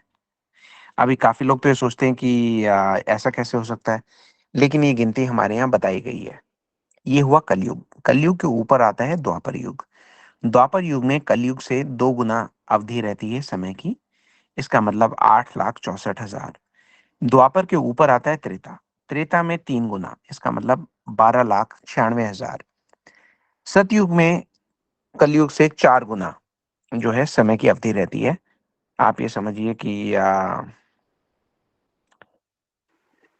16 लाख कितना होंगे हो गया। प्रभु जी। हाँ आप 4 से मल्टीप्लाई कर लीजिए तो ये चारों को एक साथ मिलाएंगे तो बनता है एक चतुर्युग, है ना। अब जी चतुर्युग को आप ये समझिए कि 71 से 71 से मल्टीप्लाई कीजिए तो वो बना एक मनवंतर। हम्म? जी मन मनवंतर बना तो उसको, जी मैं अब खुद ही कंफ्यूज हो रहा हूँ। 71 से तो हमने कर दिया ना, मनवंतर को फिर हम करेंगे 14 से मल्टीप्लाई। ठीक है, अच्छा तो जी ये 14 से मल्टीप्लाई करेंगे तो वो आएगा ब्रह्मा जी के 12 घंटे। जी आ, हाँ ये मनवंतर जो ब्रह्मा जी के 12 घंटे में 14 मनवंतर होते हैं। ठीक, जी तो ये इस तरीके से सारा मिलाते मिलाते आगे जाके एक कल्प बनता है। हम्म, कल्प में भगवान एक बार आते हैं, मतलब अब तो कैलकुलेटर की जीरो भी इधर उधर होने लग गई हैं। तो इससे पता लगता है कि भगवान जो है कितना कम आते हैं यहाँ पे। और ये तो एक ब्रह्मांड हुआ। इसके अलावा कितने अनंत ब्रह्मांड जो है वो और भी हैं। भगवान तो अलग अलग ब्रह्मांडों में जाना होता है भगवान को। ये भगवान की महिमा है कि भगवान एक समय पर अलग अलग ब्रह्मांडों में जाते हैं, वहां पे अपनी लीला का जो आस्वादन है वो करते हैं। किसी ब्रह्मांड में लीला थोड़ी अलग प्रकार से कर देते हैं, किसी ब्रह्मांड में लीला थोड़ी सी अलग प्रकार से कर देते हैं, है ना। जी तो हमारे ये जो, अब जैसे शिव जी है, शिव जी हर समय बैठकर, शिव जी की जो फेवरेट लीला है भगवान की वो बाल लीला है। भगवान के जो, शिव जी के जो आराध्य है ना वो बाल रूप है राम जी का। जी तो अब राम जी का एक बाल रूप एक ब्रह्मांड में चल रहा है, वहां शिव जी बैठे बैठे उनके दर्शन करते हैं। फिर दूसरा चैनल उनका लगता है तो दूसरे ब्रह्मांड में भगवान लीला कर रहे होते हैं, उसके दर्शन करते हैं। तो जिस ब्रह्मांड से जो लीला देखकर उन्होंने लिखवाई, वो लीला जो है रामचरितमानस में तुलसीदास जी ने लिख ली। ठीक है। उसी तरीके से वाल्मीकि जी ने जो लिखी वो हो सकता है किसी और कल्प की हो, किसी और ब्रह्मांड की हो। तो इसलिए थोड़ा थोड़ा उनमें भेद हो जाता है। और लोग ये कहते हैं कि भाई आपके यहाँ जो है वो इनकॉन्सिस्टेंसीज है, कहीं कुछ लिखा हुआ है, कहीं कुछ लिखा हुआ है ना। तो हमें ये जी जी समझना है कि भगवान की लीला जो है बहुत जगह एक साथ चल रही है, उसमें थोड़ा थोड़ा भेद हो जाता है। लेकिन मेन जो है वो भगवान है। भगवान को हम ये लिमिट नहीं कर सकते कि भगवान एक ही जगह आए होंगे, एक ही बार लीला की होगी। भगवान को लीला पसंद है तभी करते हैं, और क्योंकि पसंद है इसलिए बार बार करते, जगह जगह करते। ठीक है दीदी। जी जी। अच्छा प्रभु जी, जैसे अभी आपने बताया कि नारद जी ने जो शिव जी के 2 गण थे उनको शाप दिया था ना, जी शिव जी के 2 गण थे। लेकिन फिर उसके बाद आपने बताया कि रावण और कुंभकर्ण थे, तो वो शिव जी के गण थे, वो जय विजय थे। जी, देखिए अलग अलग कारण हुए ना। एक युग में जय विजय थे, एक युग में हाँ शिव जी जी। के गण भी थे। अच्छा हम्म, अच्छा, ठीक है ठीक है। अच्छा प्रभु जी, एक चीज और, जो ब्रह्मा जी की बेटी थी, जब उन्होंने पहली बार, जब उन्होंने एक जैसे 4 कुमार से पहले जो थी बेटी थी ना उनकी, तो क्या जी यही बेटी अहिल्या थी? जी मैं आपको कंफर्म करके बताता हूँ। जी, क्योंकि वो कथा में आपने कहा था ना कि वो ब्रह्मा जी की बेटी थी, उन्होंने गौतम ऋषि के साथ उनका जी विवाह करवाया था फिर। जी जी जी तो फिर वही है कि वो अहिल्या थी, यही कंफर्म करना था। जी, मैं इसका उत्तर किसी से पूछ के दूंगा, है ना।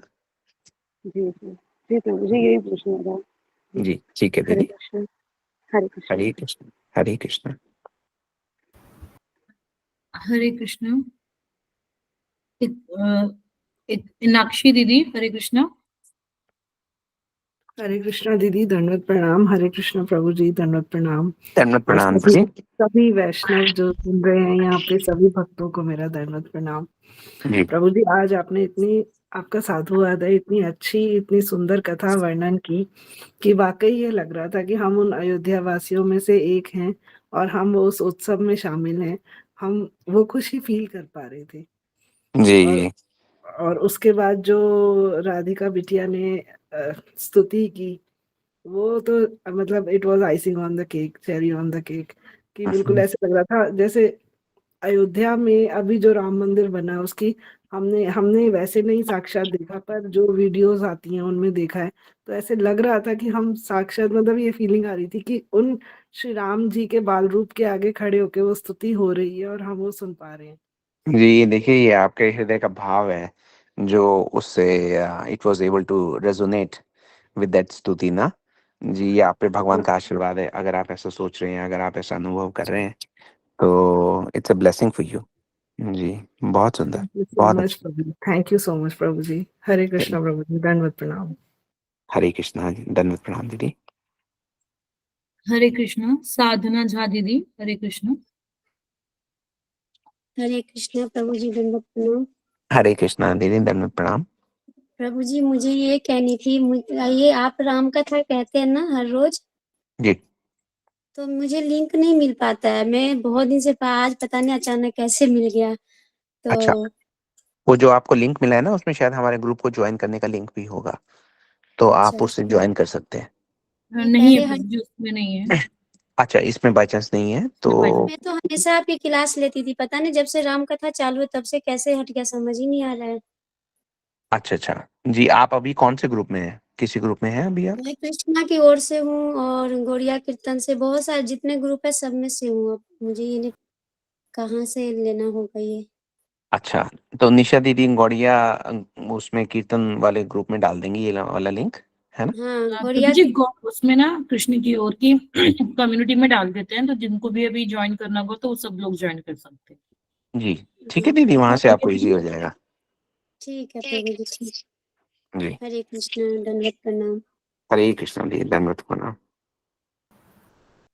निशु रानी दीदी, हरे कृष्णा। हरे कृष्णा दीदी, दंडवत प्रणाम। हरे कृष्णा प्रभु जी, दंडवत प्रणाम। दंडवत प्रणाम दीदी, हरे कृष्णा। प्रभु जी, कथा बहुत अच्छी थी वाकई में, हमें मतलब बहुत अच्छा लगा।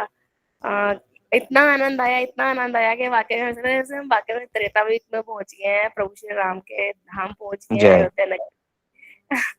मतलब आज ना समय की कोई सीमा नहीं थी, जैसे मैं कल बोल रही थी, आपको के पूछ रही थी ये समय किस भाव से आता है, क्या होता है, पर आज जी लग रहा था कि आज कथा खत्म ही ना हो। आज हम जी सुनते हैं श्री राम का अवतरण कैसे हुआ, क्या लीलाएं थी, क्या कारण था, हर कल्प की अलग लीला थी। तो इतना आनंद आया, इतना आनंद आया। और देखिए कब से हम लोग बैठे हैं। एक अलग ही भाव था, एक अलग ही फीलिंग थी, बयान नहीं कर सकती मैं प्रभु जी। बस इतनी खुशी हो रही है, इतना आनंद आ रहा है। बस ऐसे ही ये आनंद बरकरार रहे, सभी वैष्णव भक्त मिलकर के कथा सुनते रहे और आप अपने श्री मुखारविंद से इस तरह से कथा बयां करते रहे, वो हमको सुनाते रहे, हम अलग ही भाव में, अलग ही आनंद में रहे। तो बस माया देवी फिर हमें कभी छू नहीं पाएगी, और प्रभु का आशीर्वाद भी बन रहेगा हम सब पर और आप पर भी। नहीं बोलना चाहती हूँ प्रभु जी। जी, थैंक यू दीदी, आपका बहुत बहुत धन्यवाद। जी आपका जैसे मैंने कहा कि आपका बहुत सौभाग्य है कि ऐसे भाव जो है वो आपके हृदय में प्रवेश हो रहे हैं। जी हमारे पास तो कोई योग्यता नहीं, ना कहने की, ना सुनने की, ना करने की, आपके लेकिन पास कहता है। जी नहीं, आ, जी योग्यता तो नहीं है, लेकिन कृपा के पात्र हम अवश्य हैं। वैष्णवों की कृपा है जो ऐसी सेवा मिल जाती है। आपके जैसे दयालु लोग हमारा उत्साह बढ़ाते हैं और हम अगले दिन दोबारा आ जाते हैं कुछ ना कुछ करने को। ये सीमा की, जो समय की सीमा की आपने बात की, वो तो है। देखिए इस समय को जैसे ही मैं घड़ी देखता हूँ वैसे आई स्टार्ट फीलिंग नर्वस। मुझे लगता है कि अरे अभी तो ये भी कहना है, ये भी कहना है, ये भी कहना है। तो बड़ा मुश्किल हो जाता है कई बार उसको स्ट्रक्चर करके एक फ्लो देना और उसको फिर रोकना। कथा को रोकना सबसे मुश्किल होता है, रोकते रोकते ही 10 मिनट हो जाते हैं। लेकिन फिर भी हमारा प्रयास रहा कि जो भी सेवा है वो ऐसी हो कि आप लोग उसे स्वीकार कर लें। आपने स्वीकार किया, उसके लिए आपका बहुत बहुत आभार जी। और हमारी भी, हम सबकी पूरी टीम की यही प्रार्थना रहती है, हम जब भी बात करते हैं, कि इसी प्रकार से आप लोगों की हमारी जो सेवा है वो चलती रहे जी। यही हम गुरुजन से प्रार्थना करते हैं। प्रभु जी, हरे कृष्णा प्रभु जी, हरे हरे बोल। कृष्ण जी, दंडवत प्रणाम, हरि बोल। हरे कृष्णा, राजीव प्रभु जी।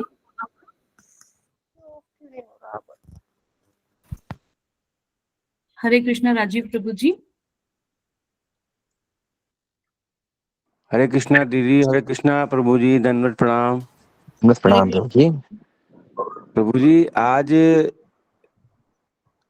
जो पहला प्रश्न है मेरा, आज आपके कृपा से, गुरुदेव की कृपा से आज पहली बार जीवन में रामनवमी का व्रत रखा। और पहला प्रश्न तो ये कि कल उसका पारण समय क्या है। और जी दूसरा प्रश्न ये है प्रभु जी की, एक फेसबुक पर केशव गौड़ी मठ का मैं मतलब कथा सुना था आज। तो बस वो छोटे से मतलब एकदम शॉर्ट में बंद हो गई।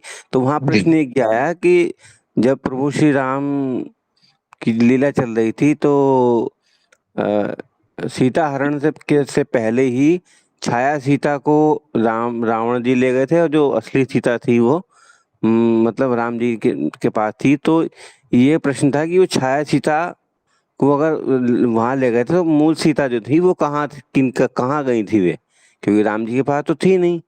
जी और छाया सीता को ले गए थे रावण जी, तो फिर जी जो मूल सीता थी वो कहाँ थी। जी। अच्छा आप ये प्रश्न पूछ रहे हैं। जी प्रभु जी, क्योंकि उसका उत्तर उसमें मिला ही नहीं।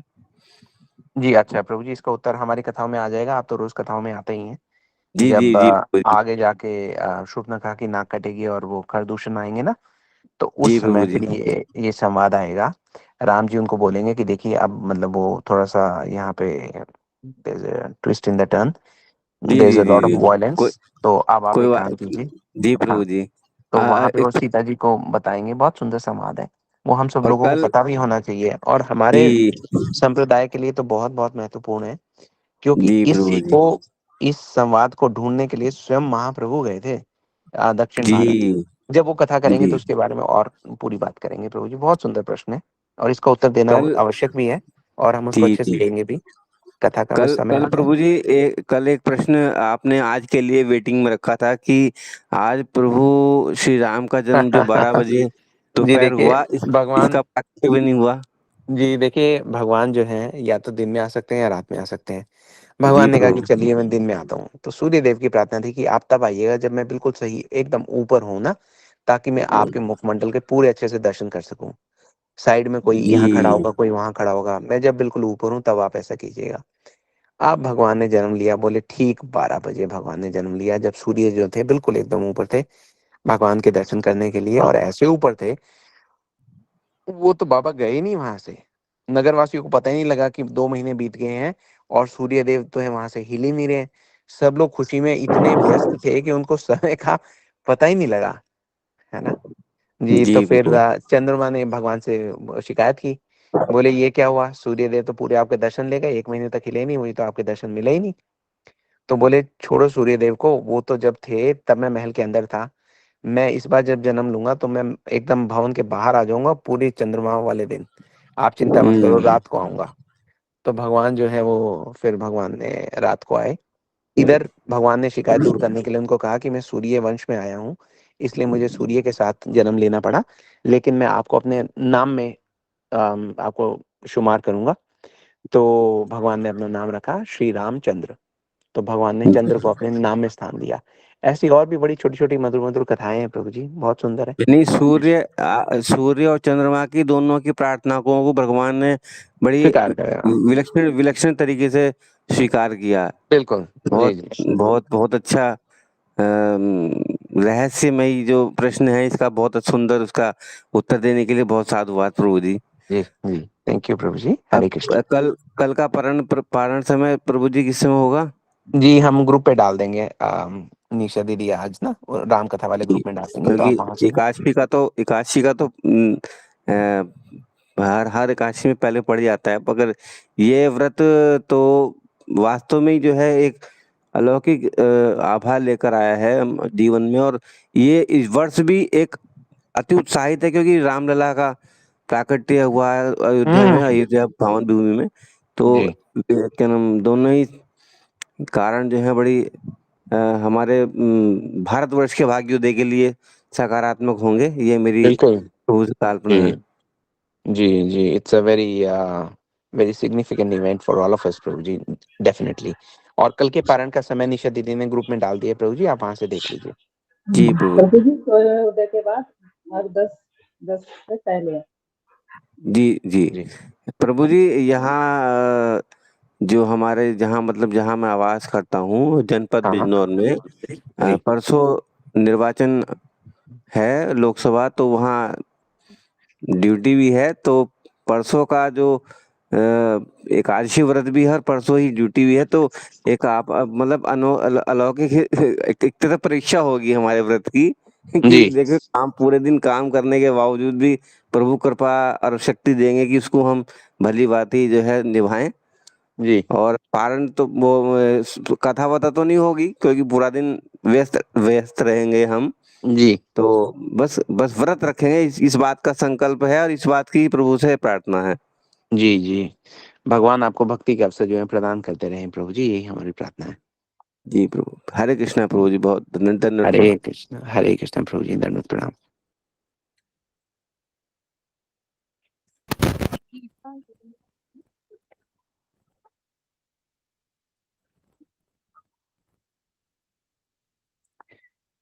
गीता दीदी आप अनम्यूट कर सकते हैं।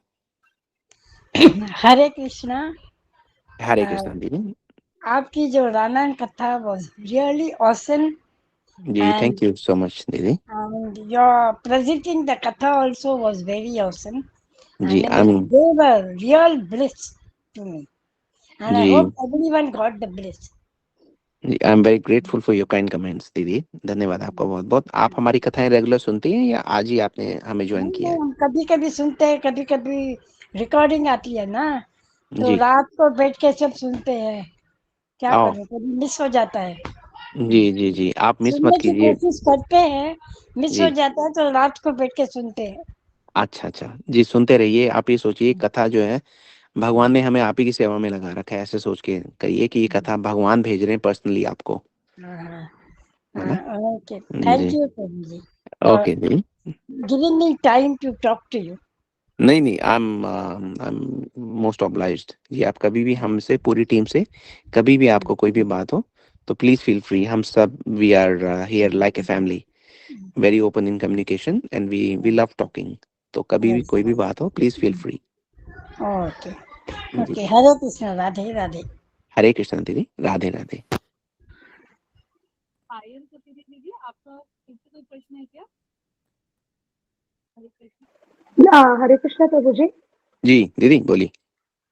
प्रभु जी, हमारे बच्चे ना देवगीता.com गुरुकुल से ना क्लासेस लेते हैं, तो अच्छा अच्छा उसमें जैसे कल, हाँ जी, रामचरितमानस का कल था, तो जी फिर उन्होंने कल बताया कि जैसे सूर्य वंश में जो प्रभु रामचंद्र जी को सूर्य वंशी इसलिए कहते हैं क्योंकि जो राजा दशरथ थे उनका जन्म जैसे सूर्य से, जब उनके जैसे पूर्वज आगे आगे जो जो थे उनके जी उनमें उनका जो स्टार्टिंग था वो सूर्य से था, जी तभी वो सूर्यवंशी हुए हैं। जी या जी जी। या फिर वो सुबह पैदा हुए थे रामचंद्र जी 12 नहीं बजे, नहीं तब उनका नहीं नाम नहीं, सूर्यवंशी था।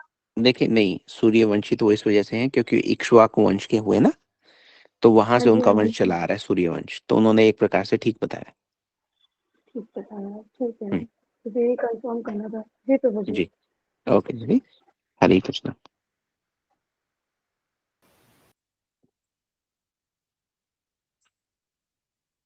प्रभु जी, और किसी को प्रश्न है? पायल दीदी, आपको कुछ भी प्रश्न है? आपका हैंड रेज है दीदी बाय मिस्टेक हो गया ये। जी, कोई बात नहीं। किसी और का कोई प्रश्न? प्रभु जी, और किसी का प्रश्न नहीं है? जी ठीक। जी तो फिर हम इस सेशन को यहाँ पे क्लोज करते हैं और कल हम वापस अपनी कथा पे आ जाएंगे। आज की तो विशेष कथा थी, तो कल हम बात करेंगे कि किस प्रकार जो राम और लक्ष्मण जी हैं वो मिथिला में घूम रहे हैं और सब लोग उनको किस प्रकार से रिएक्ट करते हैं जब उनको देखते हैं, क्या उनके बारे में बातें हो रही हैं।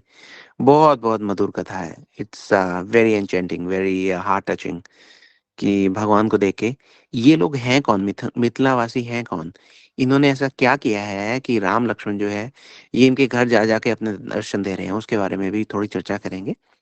तो हो सके तो आप सब लोग अपने परिवार के साथ, अपने मित्रों के साथ हमें कल ज्वाइन करने का प्रयास कीजिए। तब तक के लिए हमें आगे दीजिए। हरे कृष्णा, जय श्री राम, जय श्री राधे। हरे कृष्ण प्रभु जी, दंडवत प्रणाम। दंडवत प्रणाम प्रभु दंडवत जी। प्रणाम जी, आप सब लोगों को राधे दंडवत राधे। प्रणाम। हरे जी कृष्ण धन्यवाद। प्रभु जी। हरे जय कृष्णा, श्री राम। राधे राधे, जय श्री राम। हरे कृष्णा प्रभु जी, दंडवत प्रणाम। हरे कृष्णा, दंडवत प्रणाम। हरे कृष्णा हरे प्रभु जी, दंडवत प्रणाम। दंडवत Hare प्रणाम दीदी। Krishna. Dhanvat Pranam. दंडवत प्रणाम दीदी। हरे कृष्णा। हरे कृष्णा प्रभु जी, राधे राधे। राधे राधे दीदी। हरे कृष्णा। हरे राधे राधे।